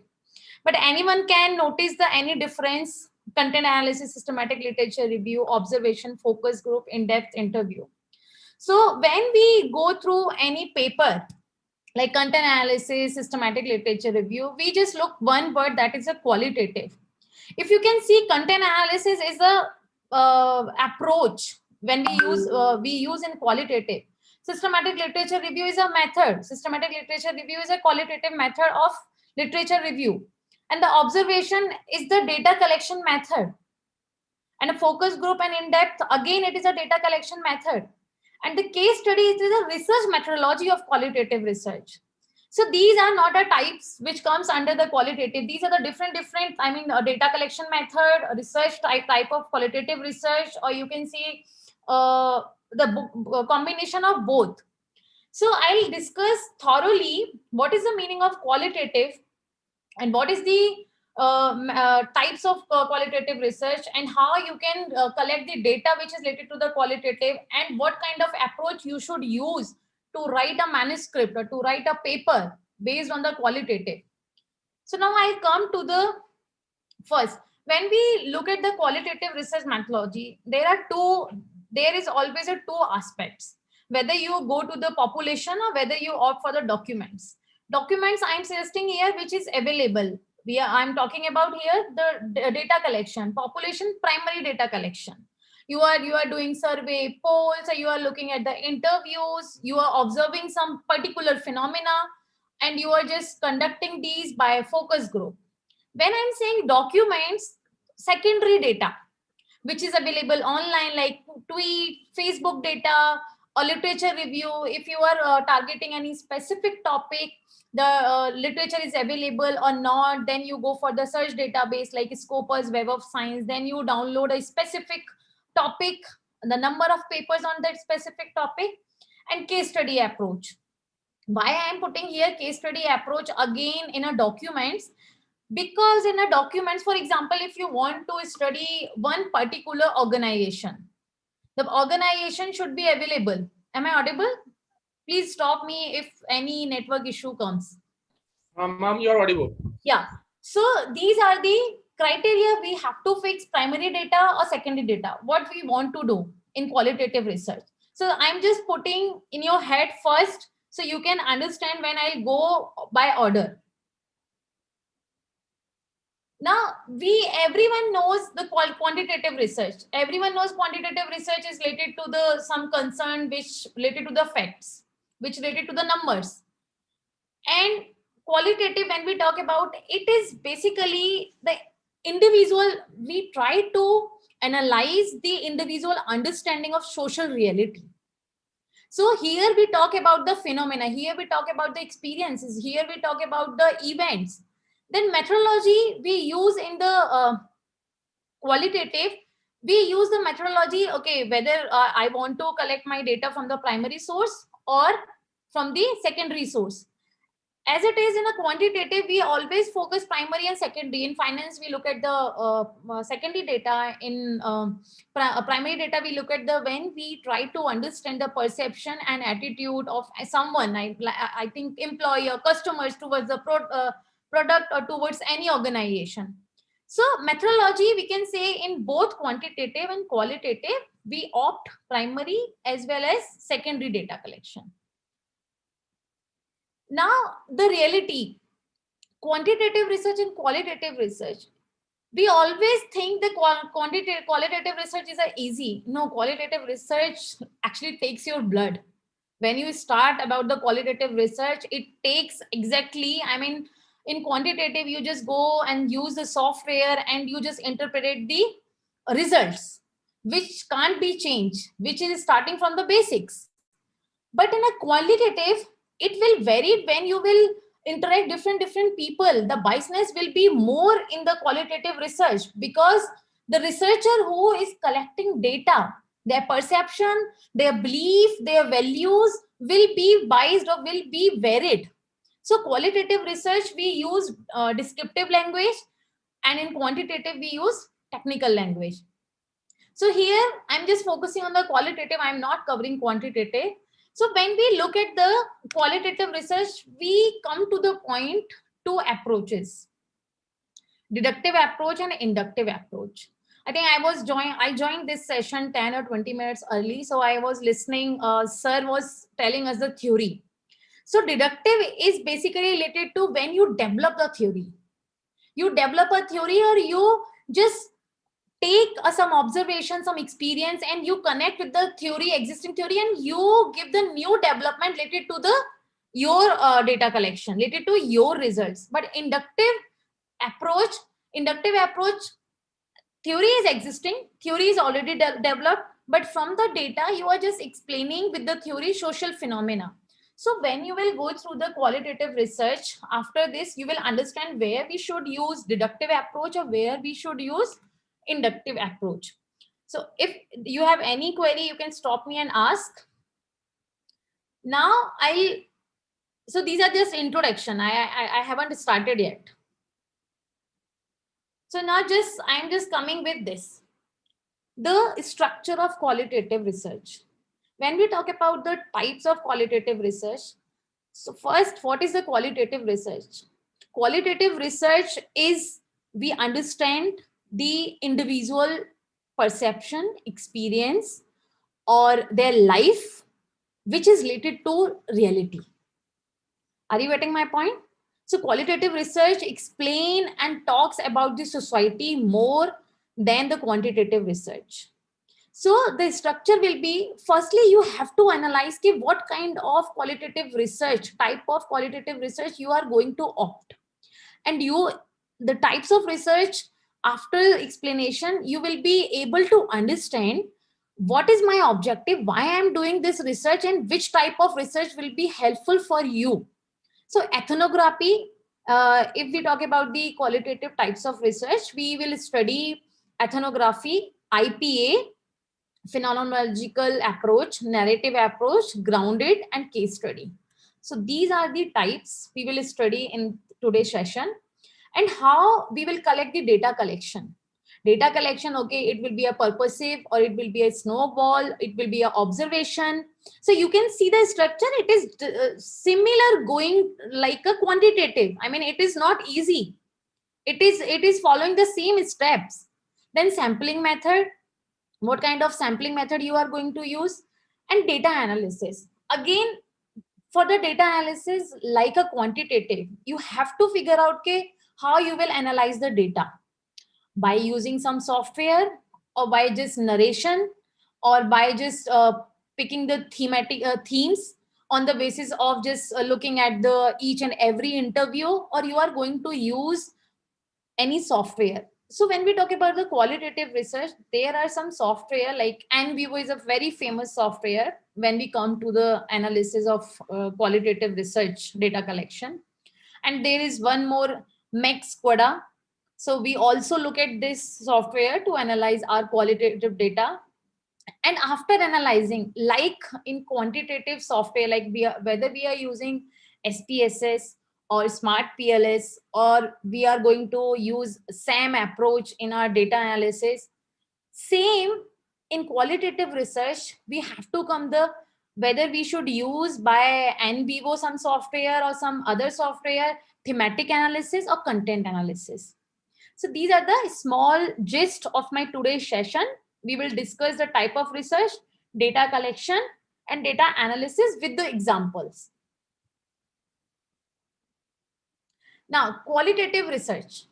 So qualitative research is when it depends on the first-hand observation, like interviews, like a focus group, like participant observation, or the secondary data, first-hand observation, whether it is available secondary data, but we will take that observation first-hand, like some videos are available, some audios are available. So if you want to do a thematic analysis or you want to do a content analysis, so these are the qualitative research data collection method, how you want to opt in your research, whether you want to go for the observation, interview, questionnaire, focus group, participant.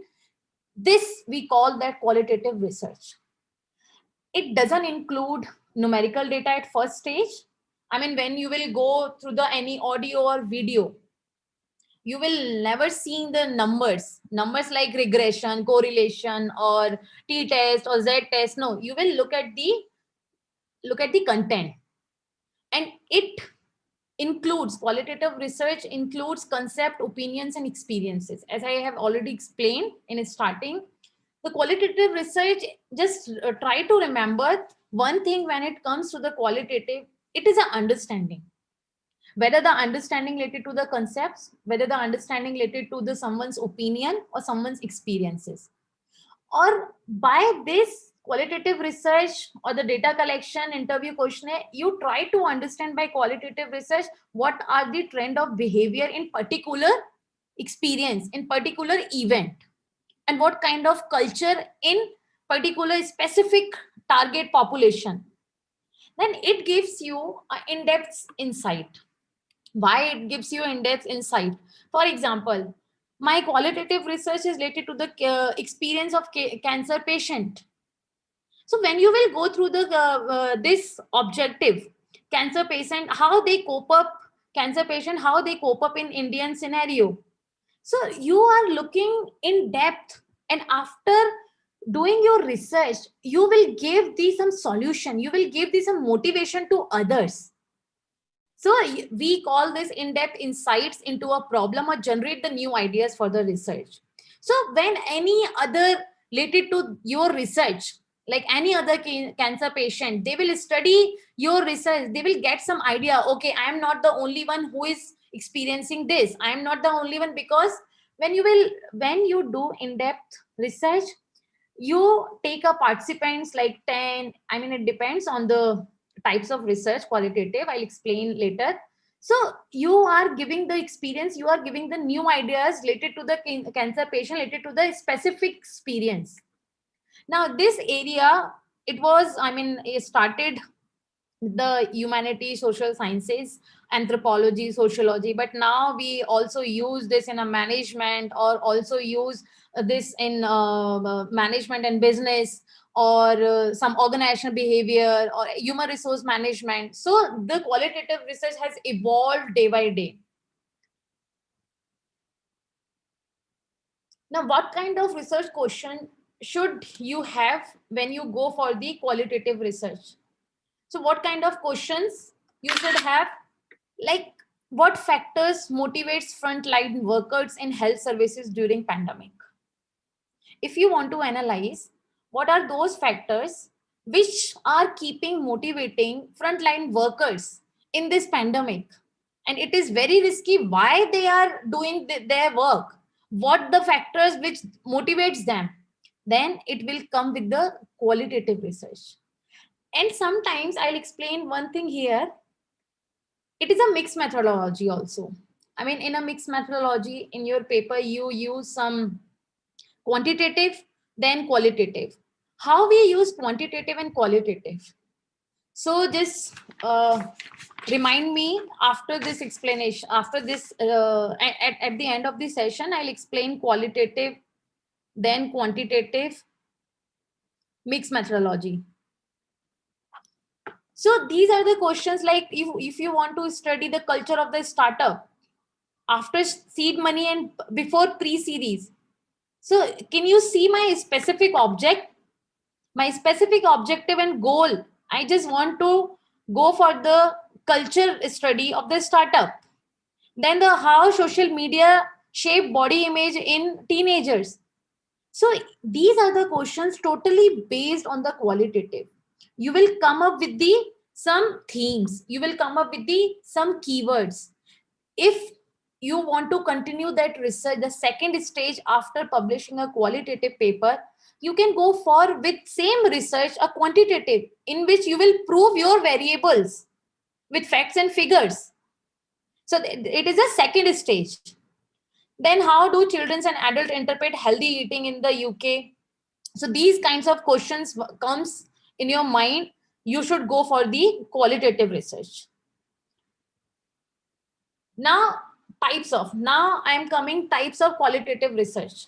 The types of qualitative research is ethnography, grounded, narrative, phenomenology, and case study. So I'll explain first ethnography. So ethnography, for example, here, culture of the startup after seed money and before pre-series. So seed money, basically when any startup gets funding, first funding, we call that seed money. Some investors are giving money to grow that startup. Then before pre-series. So pre-series starts with like B1, B, A. So these are the specific questions. I just want to study the startup after seed money and before pre-series. So you can see it is a long-term approach. It will take a more time to data collection. Now, ethnography explains this. Ethnography explains when researchers want to study a society, culture, or group in depth. They follow the ethnography qualitative research. And it includes language. It includes if you want to study some ritual in a specific state, in a specific country, or economic and political structures, or if you want to study a life stages, then interactions and communication style. So what are you doing in ethnography? Ethnography, you are targeting the questions which is related to the society, which is related to the culture, which is related to the group. And it includes any group or any organization. I mean, it started with the sociology. It started with the sociology in we study a different culture, different types of culture. Then it included in the organization behavior. When we study organization culture, so it is not related to you are going just ethnography you can use when you want to study some societal culture. It is useful when you want to study some organization culture also. So for this, there are some method how you will analyze ethnography when you come to the point, okay, I just want to study some culture and group. So there are some steps, characteristics, and ethnographic research. So before this, I just want to show you one paper on ethnography. So you will understand. Ethnography basically means we have to stay with simple sample at least 6 months. Sometime it's 6 months, sometime it's 1 year. So it depends upon your objective. So I'm just going to show you one ethnography paper. So it will helpful to understand. Yes. Yeah. Can you see my screen? Yes. Yes, ma'am. You can see the topic is framing stress and associated behavior at work.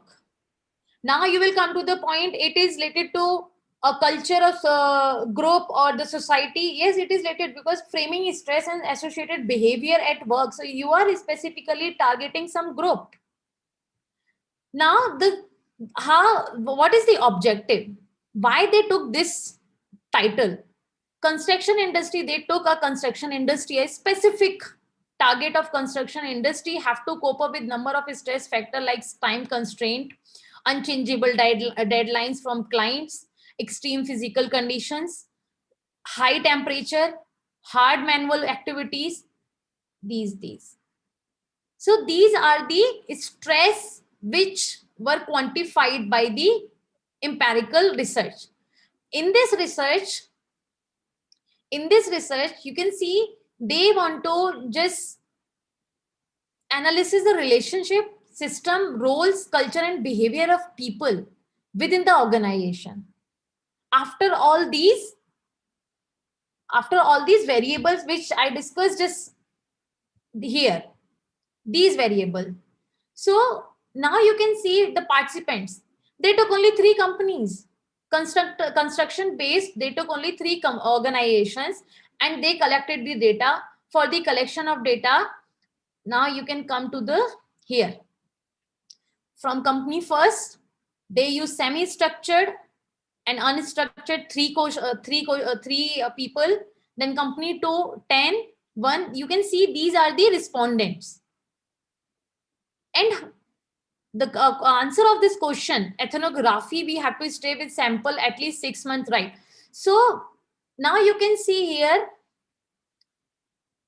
2 and 4 hours per day. Ethnography, the main crux and the main thing which is related to the ethnography, you have to adjust yourself within the environment.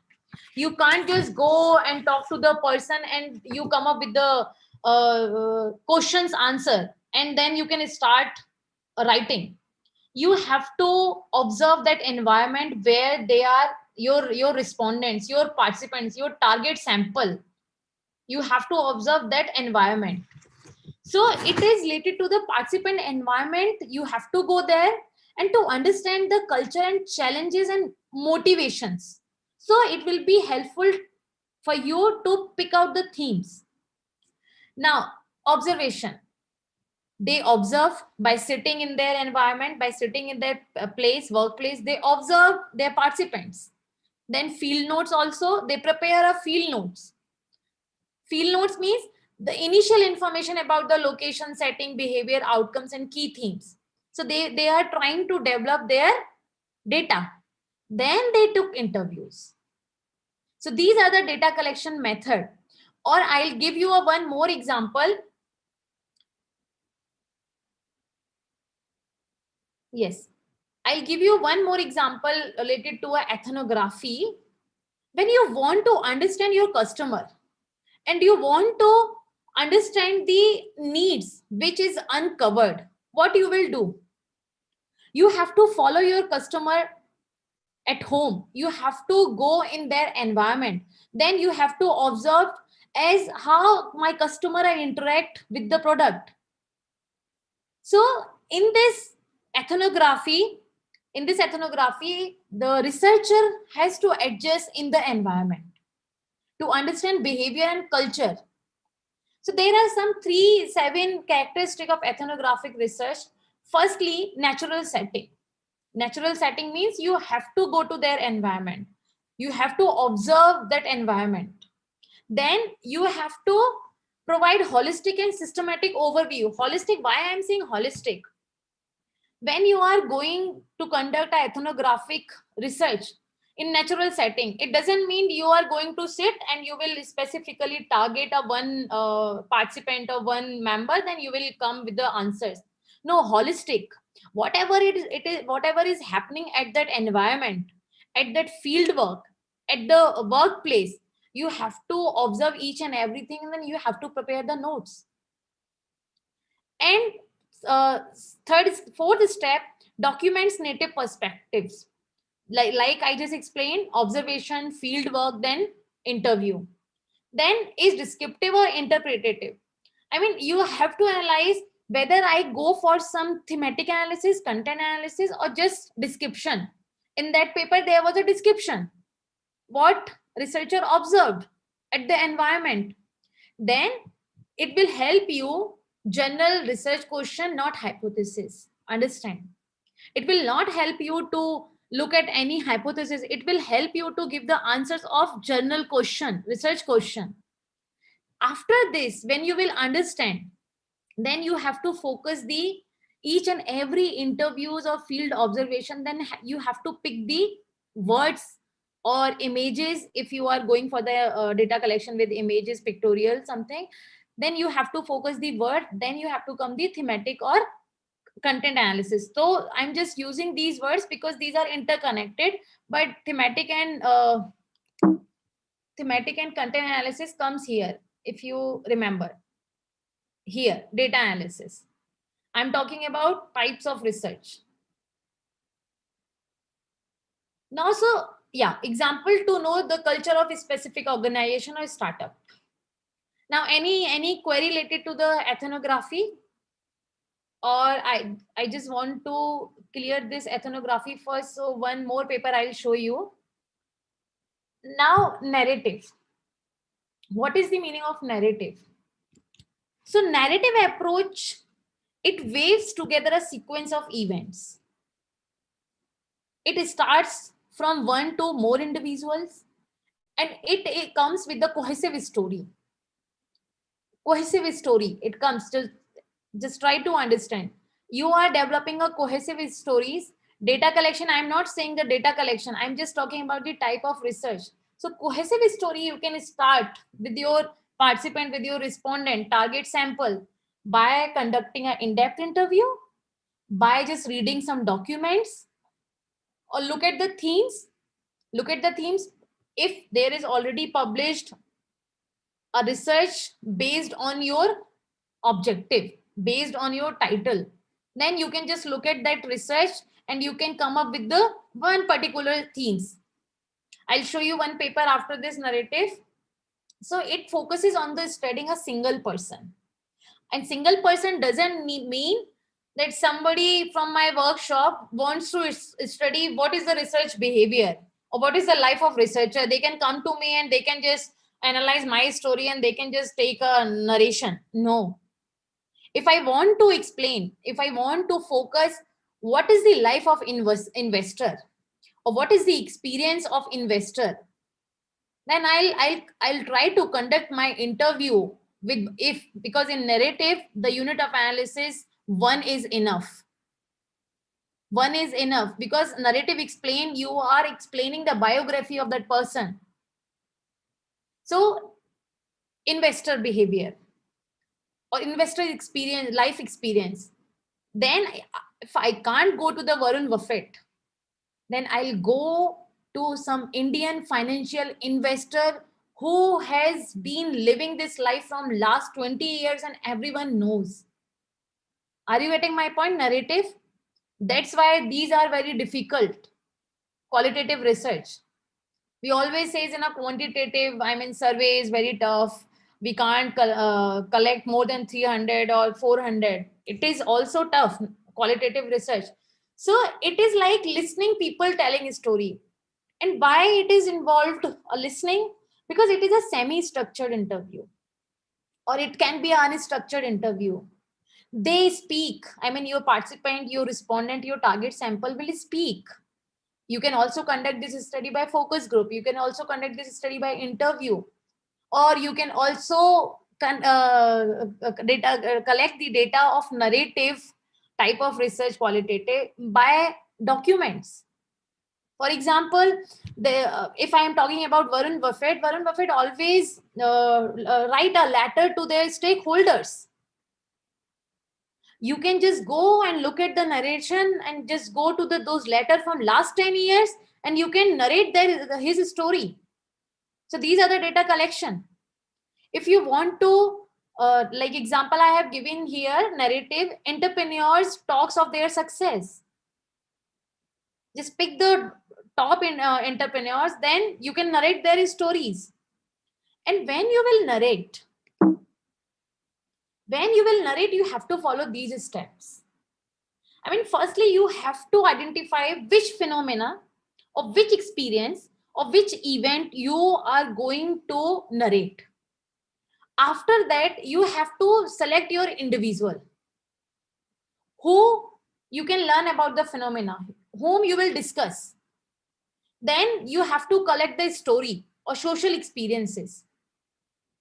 Then you, after this, I mean, this step 3 is explaining about the data collection. When you will collect the data, I mean, it is, I use the term biography. You can't publish on someone without taking their NOC, or you can't publish someone's interview on life experience without their acknowledgement. So whatever, and the biasness will be very high. So you have to follow the 4th step. Again, you have to go to the individual, your target sample. Then you have to retell the story which you have written down. Because sometimes participants try to convey some other thing and we researcher write in our words and the meaning is different. So the step 4 is very important. Then you have to collaborate with the participant storyteller in all phases of research. Why I'm saying this? Because after, for example, if you are not following 5th step, 4th step, and if it will published, because in a qualitative, you have to show your data, whether the data comes in audio form, whether the data comes in video form or the questionnaire form, you have to submit, you have to present. If you will present and there is a ethical issues, if you are not taking permission of that individual, in some papers I have seen qualitative research, they mentioned name of the participants also. So you have to follow these steps in narrative. Then step 6, you have to conclude the personal and social experiences. Then the report. So these are the 7 steps of data collection before data analysis. Actually, we need to follow if we are going to narrative research, qualitative narrative research. Now the third is phenomenological research. We also call this IPA, interpretative phenomenological research, IPA. So when this phenomenological explain the events and activity of phenomena. When I am talking about the phenomena, means you want to describe any event activity and it should be related to the combination of methods. Sometimes phenomena you collect by conducting interview, reading some document, watching videos or events to understand the meaning of the participants. Like second, it is a school of thoughts that emphasizing the people's subjective experiences. These are the subjective experiences. Like subjective experiences, what are their motives or what are their demotivation in specific area. It is a deep information from the participants. So I'm just going to first question. If you can see the difference. Here, narrative, cancer patients, I didn't include a specific question, research question, but here you can see in phenomenological, it doesn't start with the pre-described hypothesis. Just understand. You can't make a hypothesis before starting the research.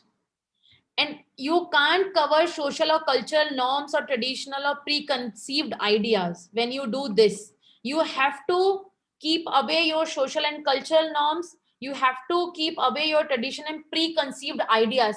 Okay, doctors thinks about this. If you are going to research IPA on what kind of challenges and motivations are facing by the healthcare professionals, you can't take preconceived ideas. Why I'm emphasizing these preconceived ideas? Because if I have a data of 15 and I need to collect, I wanted to collect a data 16 or 17, okay, 2 I can add. No. In a qualitative, if you have a 15, just write down about a 15s. There is no need to preconceived ideas, put preconceived ideas. So the phenomenological focuses on the 4 aspects: lived space, life experience, lifetime, lived human relations. So I'm just going to show you one paper on phenomenological so you can understand totally what is it related to. The example, just look at the example first so you can connect with the research paper. How cancer patient cope up? What are their motivation? What are their challenges to the society? What is the experience of being trapped in natural disasters? What are the motivations when someone's trapped in a natural disasters to keep alive? What are the challenges they faced? What is like to experience atrocities in healthcare professionals when doctor faces violence from the patient's family, from the patients? What kind of experience, what are the motivations why after facing violence the healthcare professional are in the job, in risky job, and what is like to be a victim of sexual assault. What is the experience these victim faces? Can you see the phenomena? Can you see the event? Now just wait, I'm just going to show you one. So how can it be done in the online mode? So ma'am, when we talk about the qualitative research, you have to come up with the first. Whether you want to a ethnography, if you want to a ethnography, you can't do it online. If you want to do a narrative, it can be online or offline. Because if you will go for the online mode only, it will create a lots of biasness. For IPA, you can go online. I mean, you can collect the data virtual mode. By the just distributing the questions or by the telephonic interview. So I'm just going to show you one paper on IPA. One or two paper I'll show you too, because this nowadays is very famous because of the online mode. You ask the correct question.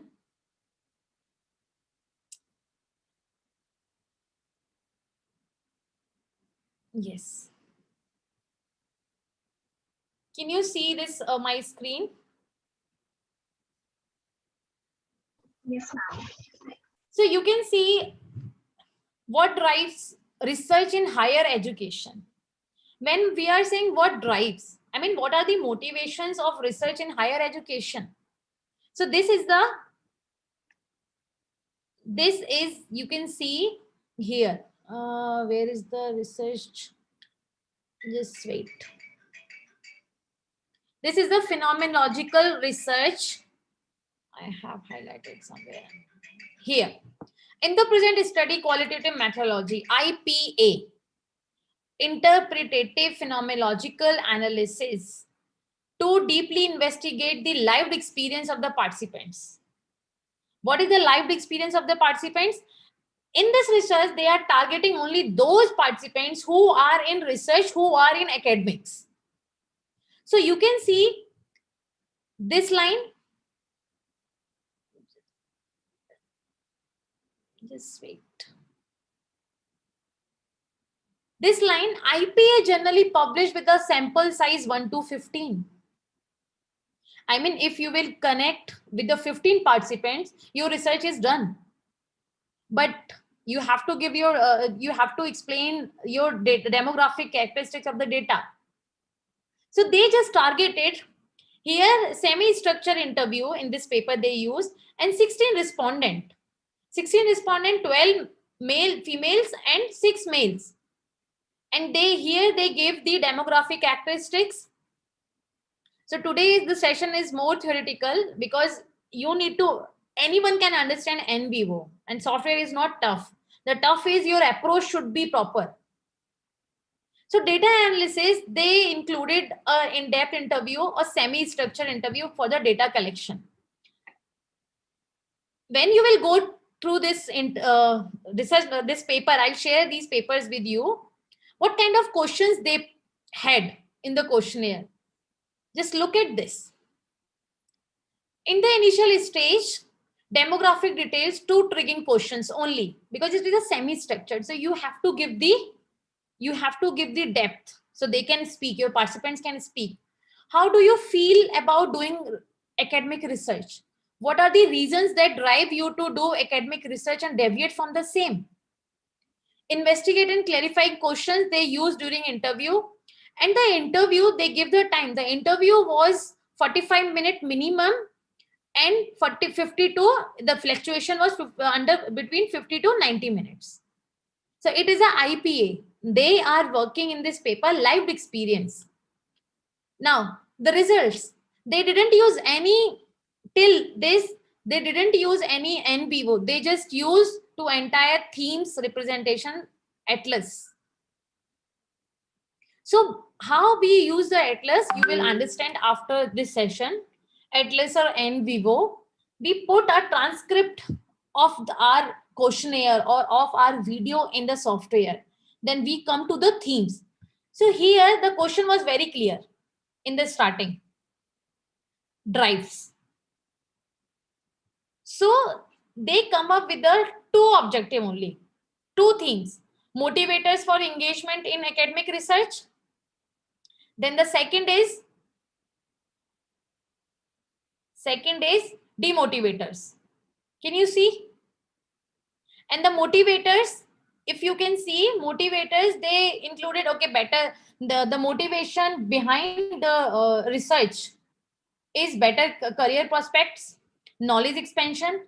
And if you can see here, they also included some participants' answer related to better career prospects. So in the questionnaire, it should be included. Then you can make the themes now. If in the questionnaire, this question related to better career prospects is not, how can you pick? How can you write down as a motivator?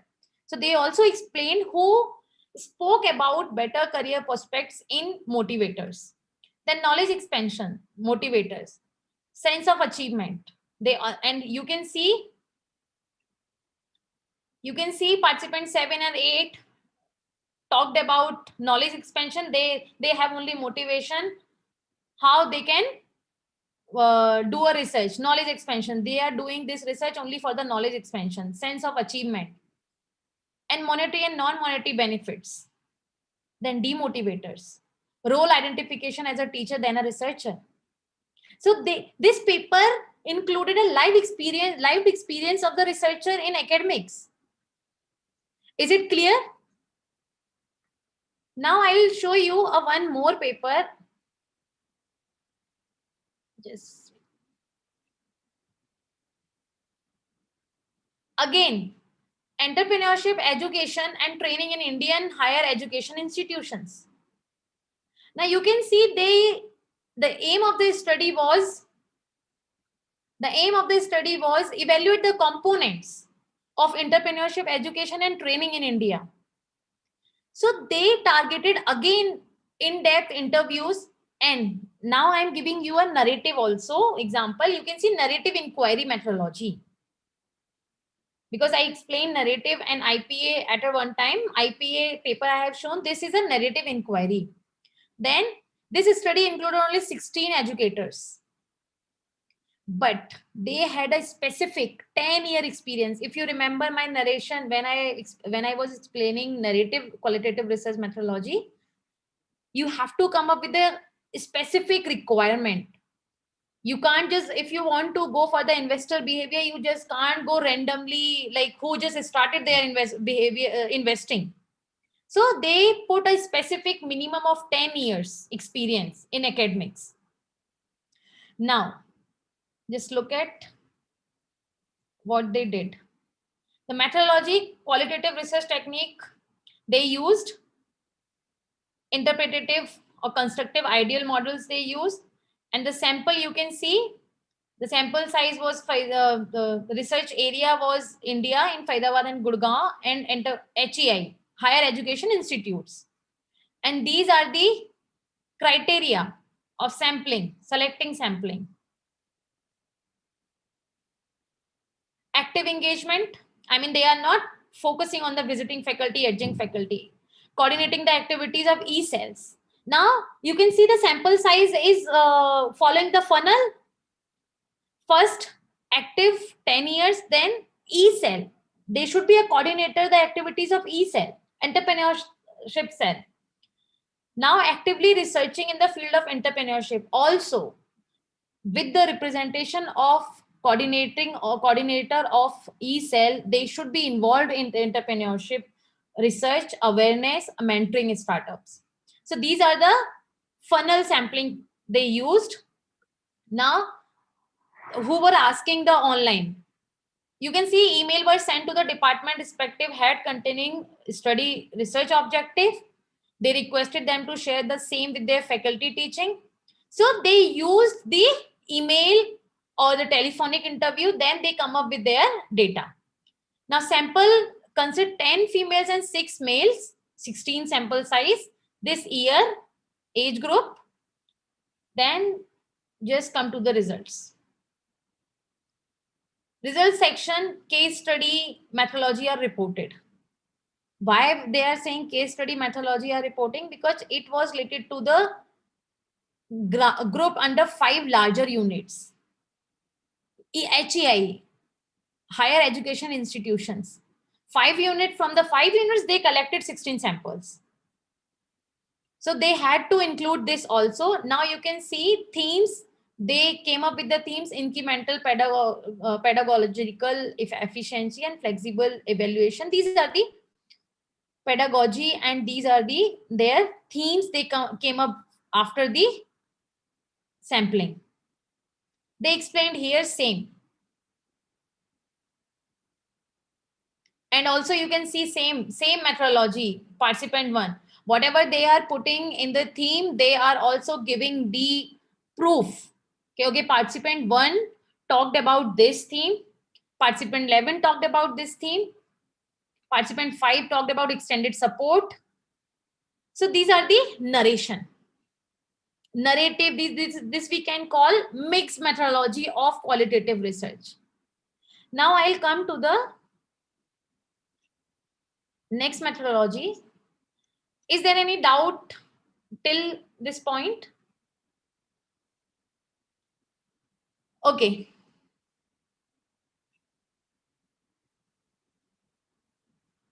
Can I please ask a question with respect to this paper? Yes, ma'am. What the question?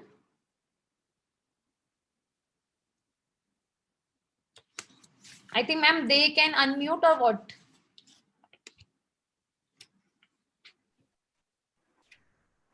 Participants are requested to type their answers in the chat box. Yes. Yeah, thank you, ma'am.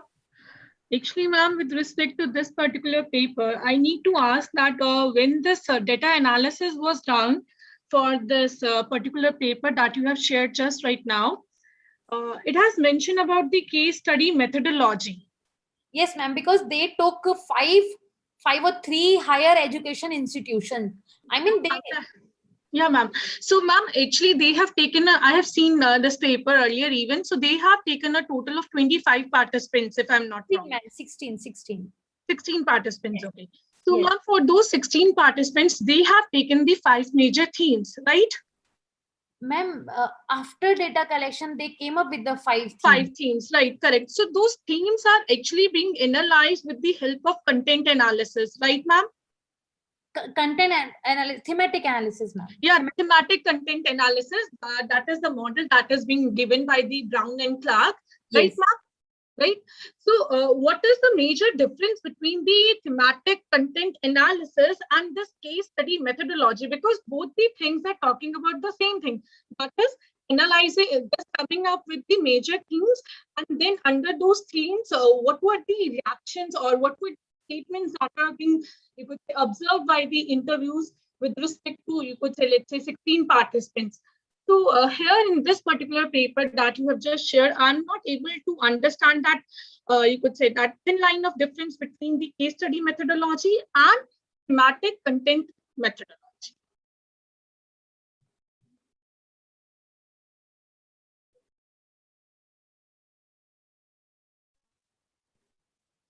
Am I audible? Actually, there was a power cut. Yeah, Sorry. ma'am. Yeah, audible. What are you asking? Yeah, ma'am. Actually, I was asking in this paper, they have mentioned about 5 themes that they must have gathered using that thematic content analysis. Right, ma'am? Yes, ma'am. So, ma'am, first thing, thematic and content analysis. After content, thematic comes. Okay. Right. So after content, those themes have been identified. In this case, 5 major themes were identified. Yes, ma'am. Yes. So I'll also explain how themes can be identified from the content analysis. That I know, because I've also worked on to that thematic content analysis portion. But here in this paper, it's talking about that they have utilized the case study methodology, whereby I could just easily see that it is somehow very similar to this thematic analysis itself. Because case study methodology we otherwise know is something else, but in this context, I'm not able to identify the major differences. So, ma'am, you are saying why they put up with the case terminology in their paper. And the case being that they have actually used this thematic content analysis, because if it is a case study methodology, then there is no difference between the thematic content analysis and this case study methodology, ma'am. Ma'am, yeah, am I audible? Yes. Yes, ma'am. So in a case study, because they were using an entity, they were using an organization, that's why they put only that case. Okay. They didn't go for the case study. I mean, they didn't study a particular organization which they used in their paper. They focused only on the thematic analysis. Yes, ma'am, I got your point completely. That is, there are two things in a paper. One is the methodology and then the analysis. For the analysis portion, we do generally use the thematic content analysis, right, ma'am? Yes. And for the methodology, we distinguish between IPA, narrative, grounded, or let's say case study or ethnography for any case. Yes. So this case study methodology and thematic content analysis, these are the portions or these are the approaches for the data analysis, right, ma'am? Yes, ma'am. So in this particular paper that has been shared just right now, there, like I'm not able to measure the you could say that starting difference between the case study methodology and that thematic, because it is sounding or you could say. Listen, ma'am, listen. If you come up with the type of research, qualitative research, okay? Qualitative research, they explained in starting. I'm just going to show you again that paper. They talked about the narrative, if you remember. Yeah, ma'am. Yeah. Okay, the type of research, but they didn't say case study. In a case study, we focus about the one entity, one organization. What are the financial constraints of the organization? We look at the one problem or two problem.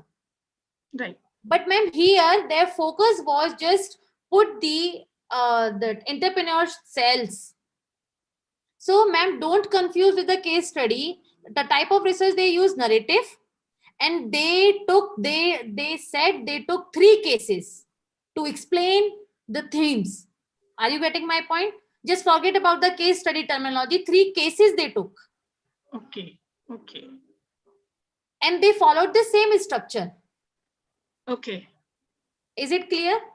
Yeah. Okay, now the last one is grounded analysis. So grounded analysis, before grounded analysis, I just want to explain the theory. Why it is related to a theories, and it is related to the theory drive. When we do a grounded analysis type of qualitative research, we focus to build a new theory on the basis of data. And it start with the general question. How it start with the general question? For example, if I want to study about the climate anxiety in youngsters, in youth. So I'll start with the one general question.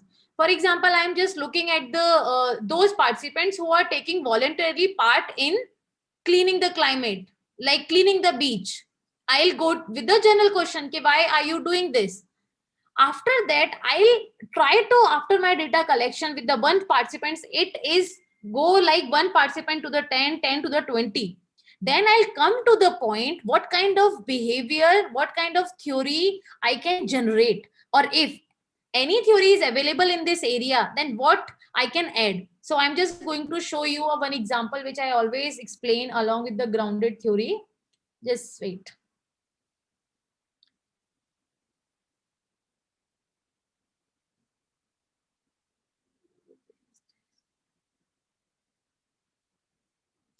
Yes.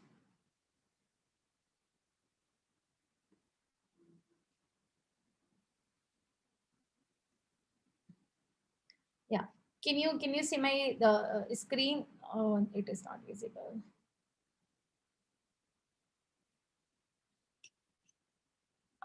Just wait.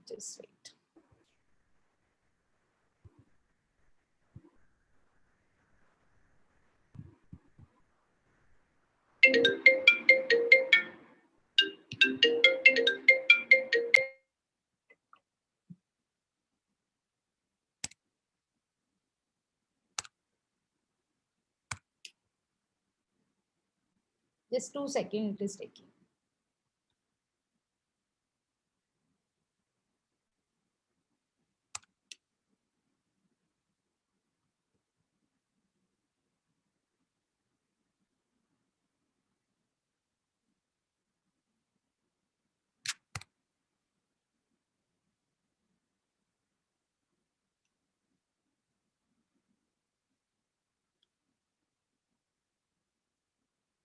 Yes.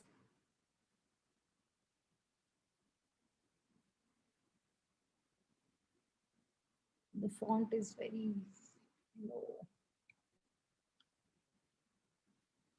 Okay, if you remember the theory of planned behavior. So the example which I have given you, that was related to the climate behavior in youth. So if you remember the theory of planned behavior, it is related to the attitude, subjective norms, and perceived behavior.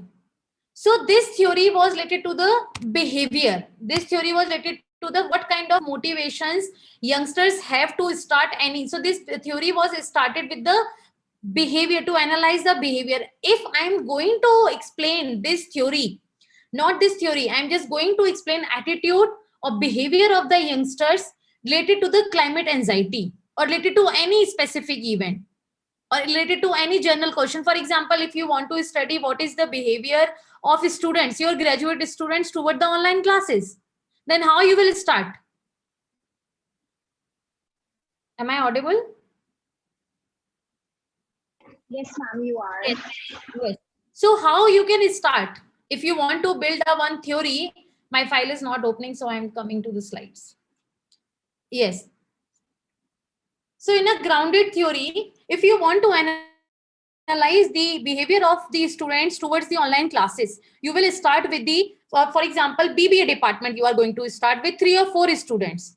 Then whatever the general question you applied, from the general question, you will get a different kind of behavior from the students. Then you will go to the 10 students. Then after the 10 students, BBA department, you will identify that theory from the existing data. Okay, how their behavior is evolving, how their behavior is changing. Then you have to come up with the new theory. And new theory should be related to the data which you will collect after interacting, after observation, after focus, after conducting focus group. I mean, it will depend on you how you will collect the data. And the theory must emerge from the data itself, not the existing notions. Okay, behavior, it's kind of, I can apply some theory of planned behavior or theory of reasoned behavior. No. You have to come up with some variable, then you have to come up with the theory. So it is a very actually deep and detailed grounded analysis, and it is very difficult also, and it takes too much time when it comes to the theory, because you are building a one theory. So in a qualitative paper, if you are come up with the new theory based on your data, then the researcher who wants to continue, they have to prove this theory by empirical data also. So the grounded analysis comes with the series. Firstly, grounded analysis will come with the data, then you will develop one theory, then you have to explain that theory also. For example, we always look about the Broom expectancy theory. What do you think? It came at a one moment or one point. Or I was going to explain theory of planned behavior. Then the advanced version of theory of planned behavior is theory of reasoned action. If you can look at the theory of planned behavior and theory of reasoned behavior, the reasoned behavior theory, reasoned action theory is somehow related to the planned behavior. The variables are enlarged in reasoned action. Then they come up with the new theory, which we call theory of reasoned action, not planned behavior. So how it is different from the ethnography? Ma'am, ethnography, we go into that environment, we go into that culture if you want to study something. Here we just connect with the participants. The example which I have given you, for example, I just want to look at the behavior of graduate student toward the online classes. Yes, it is an inductive approach. Now I'll Just look at this. I think it will give you a answer of many of your question. The goal. In narrative, our goal is the summary which I have explained till this moment. In narration or narrative qualitative research, the goal is explore the individual behavior, and phenomenological, the essence of experience. Just look at the difference. Grounded, we try to develop a theory. Ethnography, we describe the culture sharing group. Then in a case study, ma'am, your question, in a case study, in-depth description and analysis. Then results in narrative, it is totally based on the stories of the person's experiences.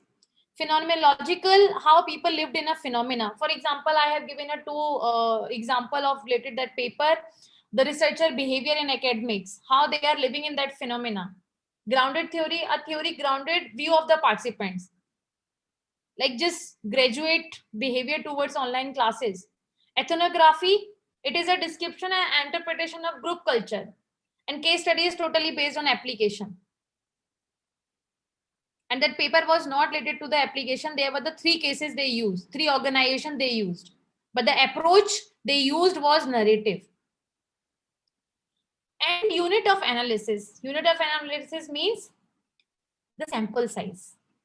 So in the narrative sample size, as I explained, it can be a 1 biography.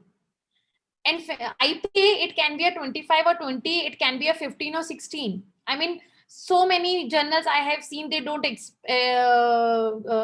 the paper which comes with a 16 or 15, but some they expect. I have shown you a papers. But the minimum sample size we talk about IPA is a 25. Just try to remember. And in the IPA approach, you will see 25 is the minimum sample size, but there are so many people are coming. That's why they use narrative, ma'am. Now you are getting my point. Yes, I'll come to the questions after this. Now, ethnography, observed multiple individuals, because you are studying the culture. You are observing observed participant, observed can target sample or unobserved target sample. So that's why we are talking about here multiple individuals. And in a case study, it can be an event, program, or activity, because it is an application-based approach. Then example, I have given you in narrative biography of a great leader, understanding the experience of online classes, develop our theory with new ideas, understanding the culture. So now I'm taking a question. Yeah, ma'am, the paper mentioned sometimes journal accepts papers. I mean, there are so many papers when you will look at the things which comes in your mind. It is very easy paper. Why this paper is published in a category? I think if I am not wrong, everyone thinks after looking at some papers, okay, yeah, this is very normal paper. I can also write this paper. Why this paper is published in a category? Or okay, 15 or 16 sample size, the journal, it varies journal to journal. The journal found out a good research journal found out the good findings or the interpretation or the writing structure of the papers. That's why they accepted. I mean, it doesn't mean that you will submit a paper within a 30 or 40 respondents and you are complaining that this journal has already published a paper which was based on 16 sample size. Now this journal is not accepting my paper on 30. There are so many things which are included when we submit or when any paper publishes. And in this workshop, you will understand what are other things also. So narrative 1, is it same as life history approach or method? Life history approach, yeah, we are talking about the here, ma'am, life experiences. Wouldn't ethnography counted as a phenomenological, since the 3 types of ethnography also lived experiences of the community? Ma'am, IPA mein generally we focus of the lived of phenomena. And IPA can be done by online, but ethnography can't be done online.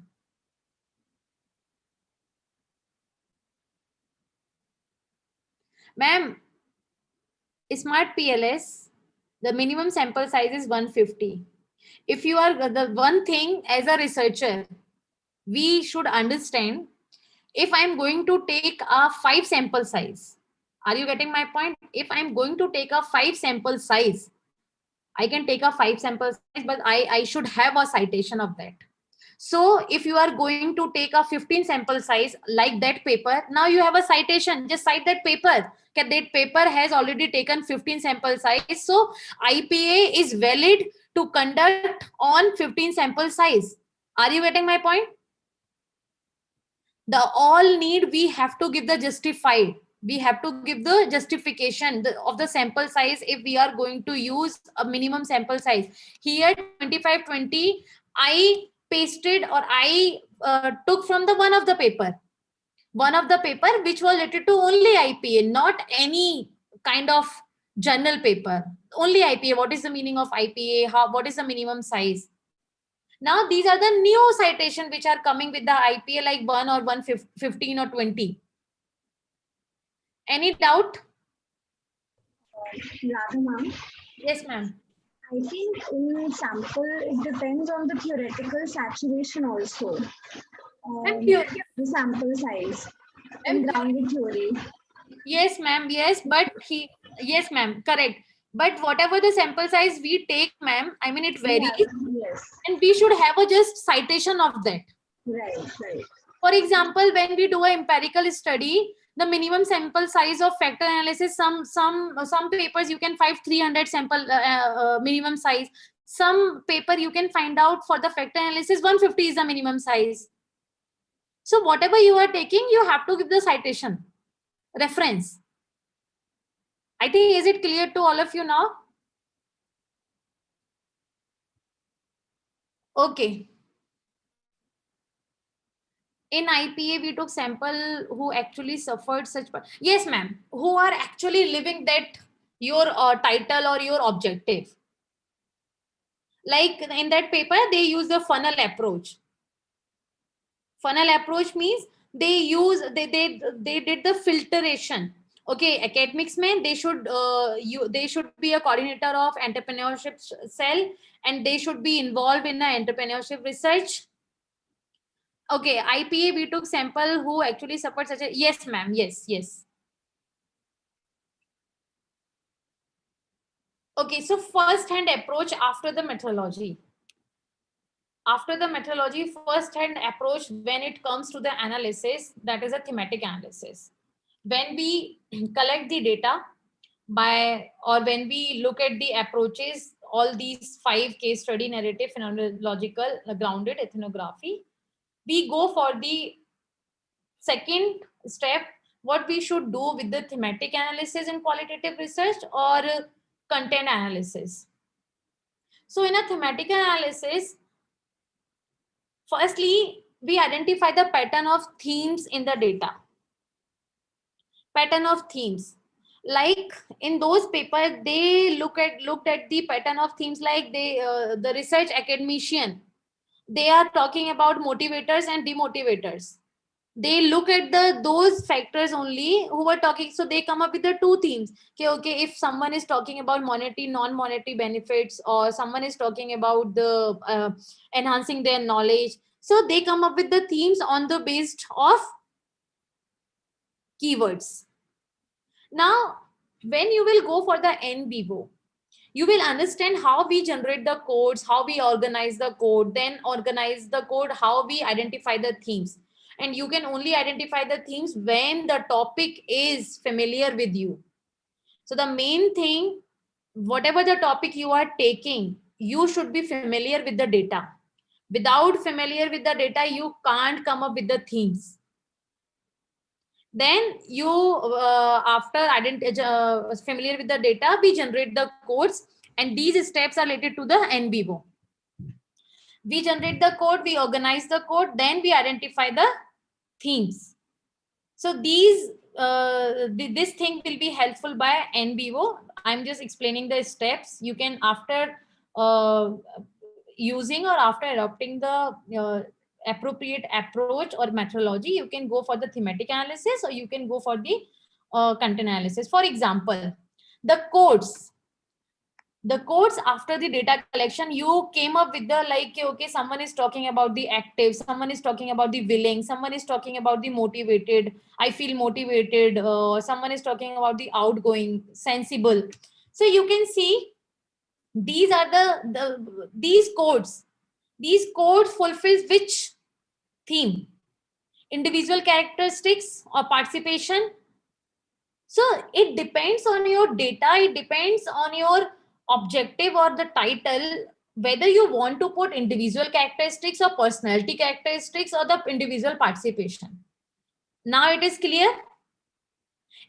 Now the point will come, someone can pick or someone can mention these codes like an individual characteristics. In other papers, someone can take these codes in a theme of personality characteristics.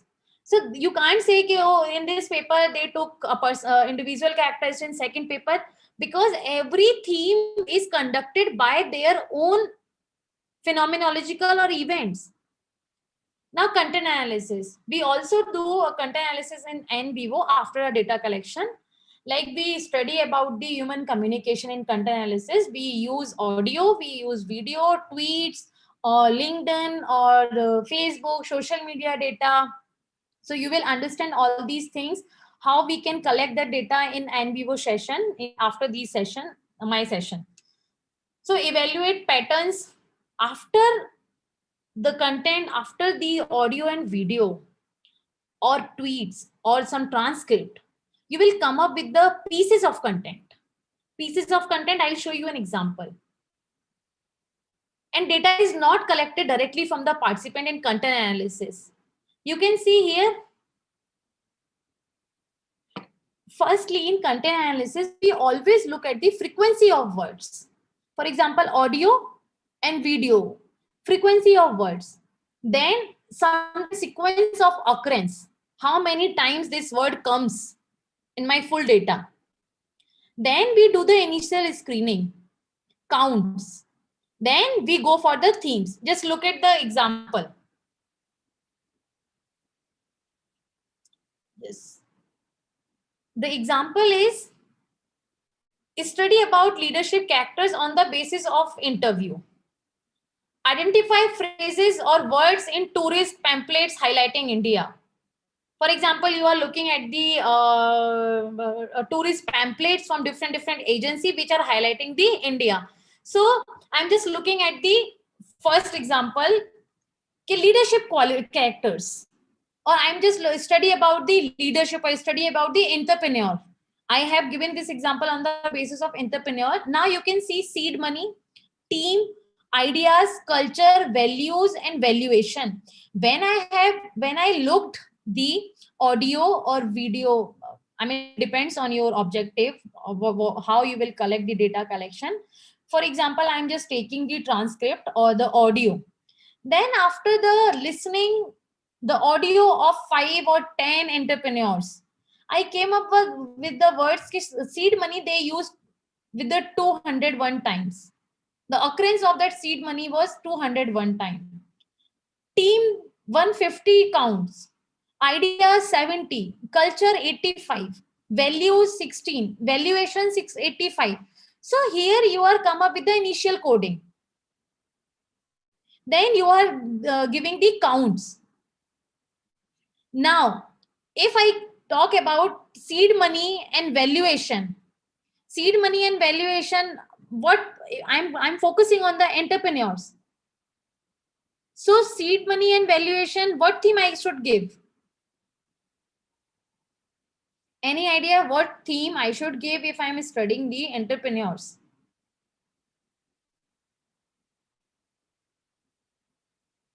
These two terms, valuation and seed money, it is related to finance term. So I can give financial motivators or the funding.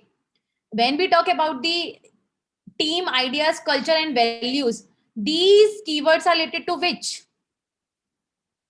Organization culture or culture of the organization, culture of the entrepreneurs. Is it correct? So I can come with the two themes by these codes. Same we do in a en vivo. Lekin it will be depend on the researcher. Because of their knowledge, they can only identify. En vivo will not give you a theme. You have to put the theme there. It will give you a chart. It will analyze your data. It will give you an occurrence. It will give you a counts, but you will be the only one who will identify the theme. Now, content analysis, thematic analysis, textual analysis, discourse analysis, we all do this in a en vivo. And how we use to describe and categorize, as I have already explained, content analysis. For example, market researcher could perform content analysis to find what kind of language is used in description of therapeutic apps. Then thematic analysis, I have given example. The psychologist could apply thematic analysis to travel blog to explore how tourism shapes self-identity, or the example which we have given, entrepreneur, also we can give the entrepreneur example. I mean, it is not something I can use only entrepreneur example in a content. Yeah, thematic also you can use. So this depends on you, how you will use. You need to understand when to use these analysis. So content analysis we use when we want to phrases categorize the common words in our data. Thematic we use to identify the patterns and themes. Textual, same, we examine the content from the text and the structure and design of the text. And discourse analysis, it is basically used for the language. So we can say audio. So these are these will be very familiar when you will go for the en vivo. The practical give you a good sense to understand these analysis. Now, these are the same methods or same steps used for the qualitative, which we use for the quantitative. Till this moment, anyone has any doubt? You can write down in a chat, I mean.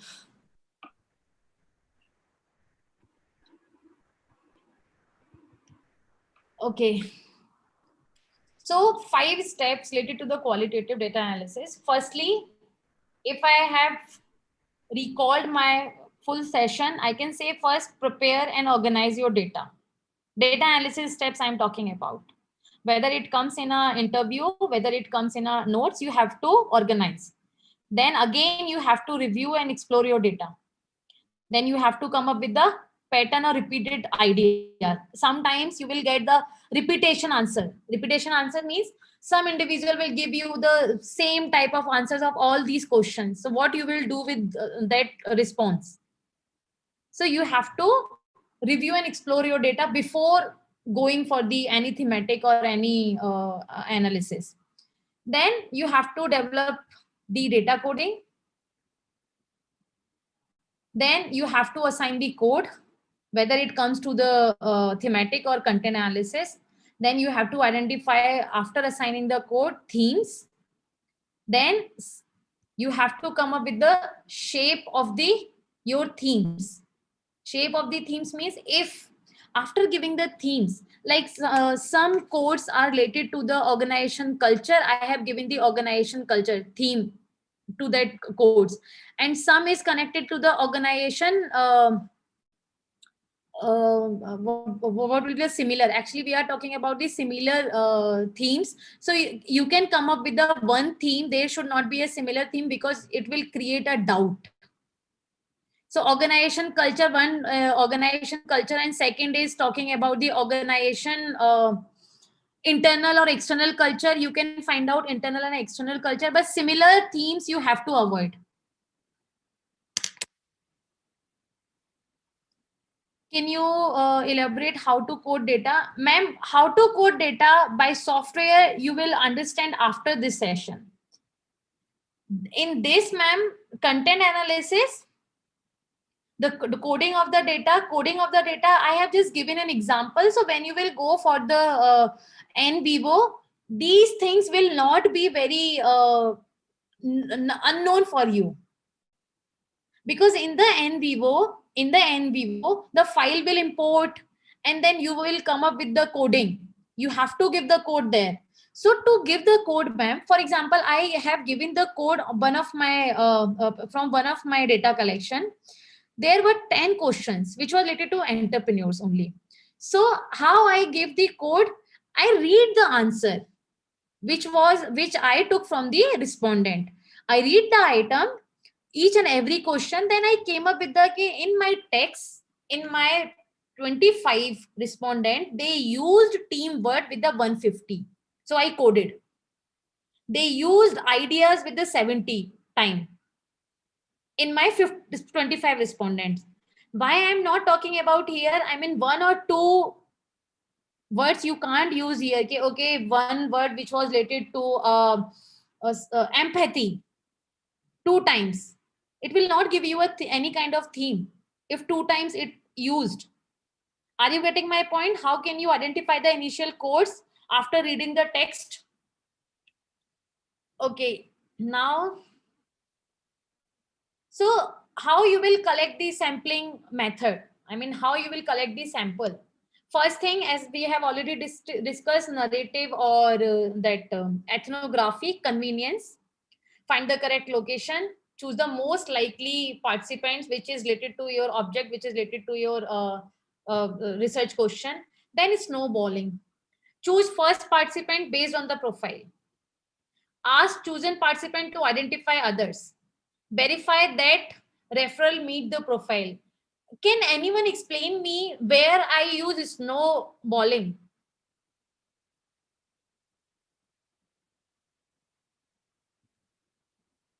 Grounded theory. We were following the chain. Ethnography. How we use the ethnography, ma'am?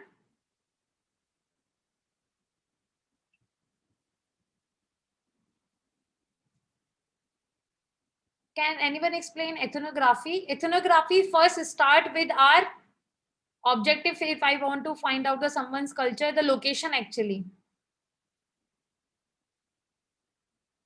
So it will be more based on convenience than snowballing. Yes. Snowballing actually we use when we don't have an idea. I mean, if I want to look at the behavior of students, undergrad students towards the online classes, and I don't know who is my right respondent, but I want to catch my right respondent, so I'm just doing snowballing. Then purposive. Identify the characteristic. Purposive we use for the ethnography also. Purposive we use for the IPA also. So these are the methods we use for the sampling. Now again, this is related to some where we circulate. Yeah, this is related to the, I mean, I'll show, I'll share one paper. I mean, this slide is related to, just wait. Related to how you can familiarize with your data, whether it is it is visible clearly or not.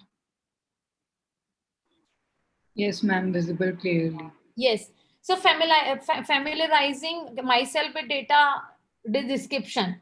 So it is related to how you can go with the each and every phase and what is the description which is allowed in each and every phase. For example, generating initial code. For generating initial codes, coding interests features of the data and systematic across entire data set. Collating data relevant to each code. I mean, when I have given one example, if in my data, like 25 respondent, 2 times they used only empathy, I can't just give, or I can't put in a theme only that word which was used 2 times in my full data. Because there were many words which have been used more than 100 or 50 times, more than that empathy. Then we do the reviewing theme after initial code, like we explained here. Initial codes, we look at the theme, then we do reviewing theme. I mean, the first point, you can't come up with the proper themes actually. Every time I do, when I put a theme 5 or 6 times to check the reliability. To check the reliability, I also share those themes along with the codes with the expert. There is no minimum frequency, ma'am, actually. If my data, minimum frequency means if my data is related to 15 respondents, so I have to come up with the coding like, okay, if one team is used in my data 20 times, I have to take, because 20 is the minimum. So it depends on your keywords. It depends on your keywords, how many times they are using. Then if some certain or some unidentified or some certain unidentified keywords you will get in your data, then you can put in your research along with the participants' explanation. Like I have shown one paper. Then defining and naming the themes, then report. So these are the advantage, like we can't change the natural setting like we use in the ethnography. Real world, we always do this research in a real world. We can't change according to our convenience. Meaningful insights. When we talk to someone or when we narrate someone's story in our paper, it gives you a meaningful insight. Actually, this qualitative research, now it has been achieved a good acknowledgement from others, but it is a real research if I'll talk. So it gives you a meaningful insight related to the someone's experience, related to someone's problem. Then generation of new ideas. Flexibility, yeah, it has a flexibility. Data collection analysis, you can adapt it as ideas or pattern images. There is no rigidness in this. Then the disadvantage is, yeah, reliability is very low. Unreliability, subjectivity. Subjectivity, like do the researcher primary role in analyzing and interpreting data qualitative cannot be replicated. Whatever the analysis is coming, it can't be replicated. Limited generalizability. Samples, small samples are often together. I think why it is limited? Because data may be biased. Data may be biased on the basis of the researcher attitude, researcher experience, researcher behavior. Why I'm saying researcher behavior? If some your participants will not find you a very good or your first aura, they will not give you actual answers. So it can be biased from researcher part or it can be biased from the participant part. Yeah, it is a labor intensive. If you have looked at all the types of research methodology included qualitative research, these are labor intensive, not easy. If you go for the secondary data, same. Okay, so any query?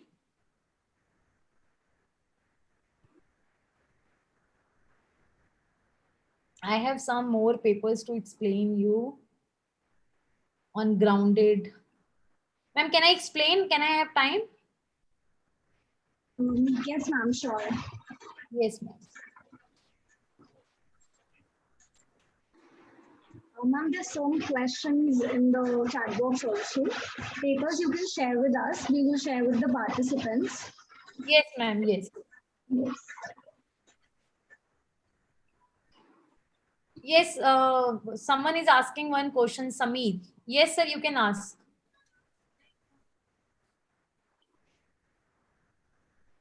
Could you please share the slide on advantages again? For slides, I'm not sure because it's a research, actually, it's a resource person. Actually, that, so I'm not sure about the slides, but I'll definitely share the content related to the papers. Or the videos will be available, ma'am. Upasana, ma'am. Videos will be available, so you can, yeah, you can go through. Yeah, but they're asking you to just share it right now. I mean, just on the screen. Okay. And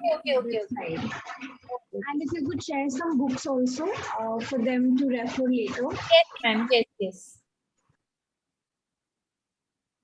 So I'm just looking at the one paper, then I'll wind up. Yes.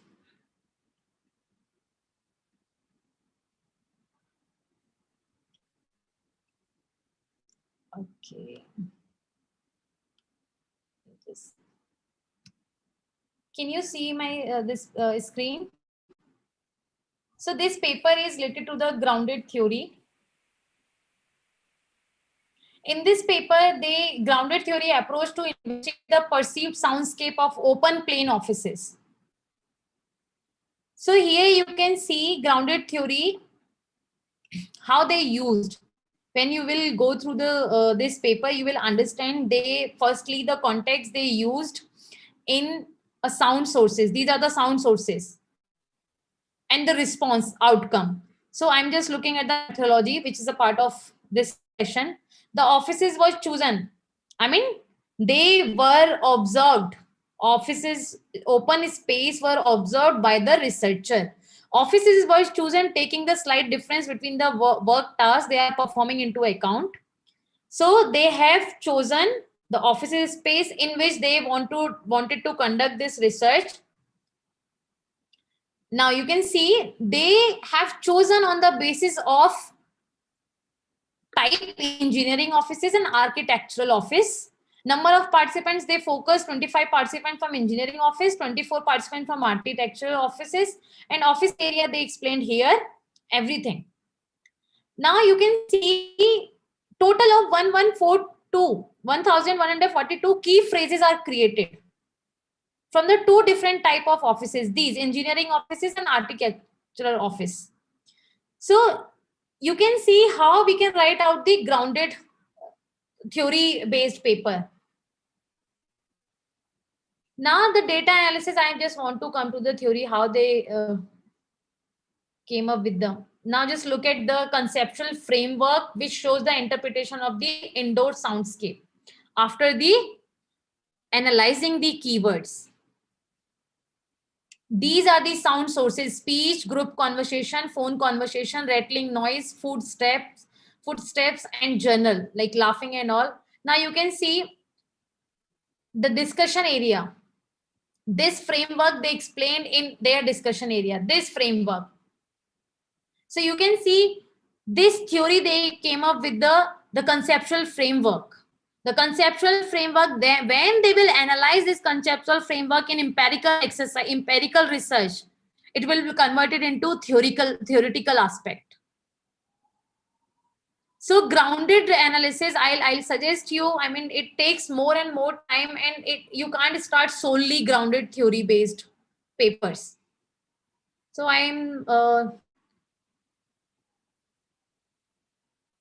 opted for B mode. Is it how assignment is given? I don't understand this question. Ma'am, we would be taking the evaluation related questions tomorrow. Dear participants, we are going to discuss assessment and evaluation tomorrow. Okay. Okay, so Upasana ma'am, I think if there is no query, any query, I'll share all the study material which is related to today's session, so don't worry. Right. Thank you so much, Radha ma'am, for accepting our invitation. Thank you for this wonderful session. We will be also having another session with you on bibliometric analysis on day 5. So we look forward to that session, and there's comments of participants appreciating you. And in case there are queries related to this session, we will be taking it then also. We'll forward it to you and you can probably answer them. Yes. So thank you so much, ma'am. And someone has a query, ma'am. Someone has a query. Yes. Okay. Samshan, can we unmute the participant? I'll try doing that. Okay. And any queries related to evaluation part, how the assignments will be given, where will the recordings be shared, all of this we will be discussing tomorrow. So all your queries related to these aspects of the FDP will be answered tomorrow. Yeah. Yes, sir. Good evening. Yeah. Yes, sir. Thank you. Firstly, thanks to the organizers, Dr. Vibhu Prasad, Sanchita, Upasana, Neeraj, and dynamic team for organizing this event on such an apt theme, that's qualitative research. This has been my area of research for a long time, but then I have left my research for some reasons since last few years. a very comprehensive presentation by Dr. Radha Yadav. Thank you so much, ma'am, for that wonderful presentation. In fact, I missed out a couple of things in between the presentation. Maybe you have already discussed that part. I had a small query that relates to the validity and reliability of qualitative data. This has been a very, very important issue and issue of or area of concern, you can call it, because since 1967, when this grounded theory was developed by Glaser and Strauss in the United States of America, since 1967 to 2021, it has come a long way. And definitely there has been a lot of progress in the theory development, procedure, the coding, the concepts, all these aspects. Again, you also talked about phenomenological analysis or IPA, interpretative phenomenological analysis. If I'm not wrong, Mr. Smith, Jonathan Smith is often called as the father of interpretative phenomenological analysis, and he has done extensive work.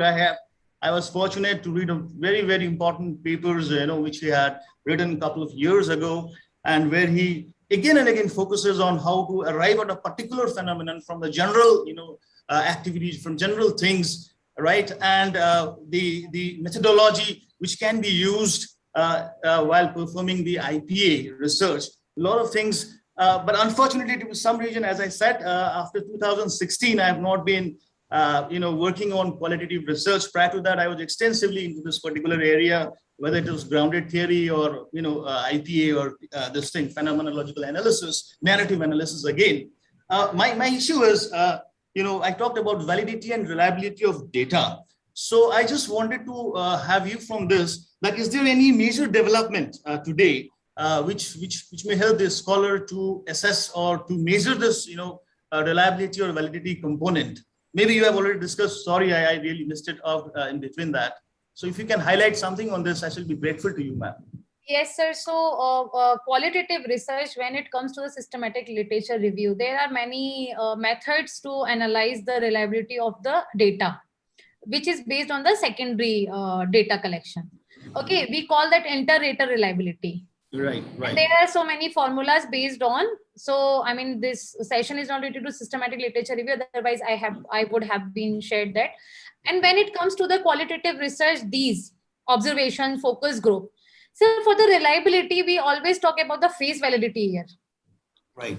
Face validity. Face validity means when we put a themes or when we give a coding.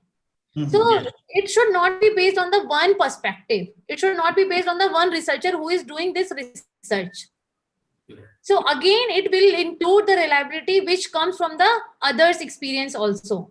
So if you will explain reliability of the qualitative research, you can go for the inter-rater reliability where you allow to someone come into your research area, come into your research objective, then they will look at the theme, whether you explain the codes in particular themes or not. Right. Are you getting my point? Right. Yes, sir. So, yeah, I'm aware of this intercoder reliability and coding aspect. What I wanted to know is there any statistical tool or software that you were talking which can assess the validity or reliability of data as of now? Do we have that? No, sir. For qualitative research, we don't have actually. All right. Thank you. I just wanted to know that. Thank you so much. Thank you. Right. Thank you. Sir, to add to what ma'am said, we can also go for content validity, and there are a lot of quantitative tools to validate those codes. Right. So those are there because my area is also qualitative, quantitative. So okay, I can talk with you, Upasana, that is stage, right? Yeah. Sure, thank you. Upasana and in this workshop, NVivo is there. Yes. Right. NVivo is there, but after NVivo also there are certain techniques, quantitative techniques that can be used to judge those codes and check whether all the codes are consistent or not. Yeah, primarily I'm concerned about the validity of the, this data. Okay, sure. thank you. Actually, I shared a paper with you. I'd written one paper. It's got citations also recently, so I'll share that with you. Sure. Thank you. Thank you so much. Thank you. I think we can conclude the session now. I again thank our esteemed resource person, Dr. Radha ma'am, for this amazing, enriching session. And we look forward to the next session by you on day 5. And thank you for the participants for your patient listening. And we will now meet tomorrow for the session on NVivo software. So it's a hands-on learning session, and we will be sharing the feedback form on the WhatsApp group with all of you. Thank you. Thank you, ma'am. Thank you. Thank you, all of you.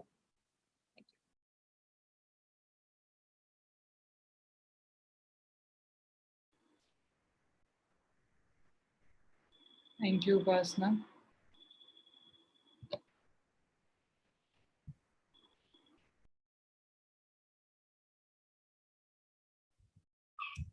Shall we end the session?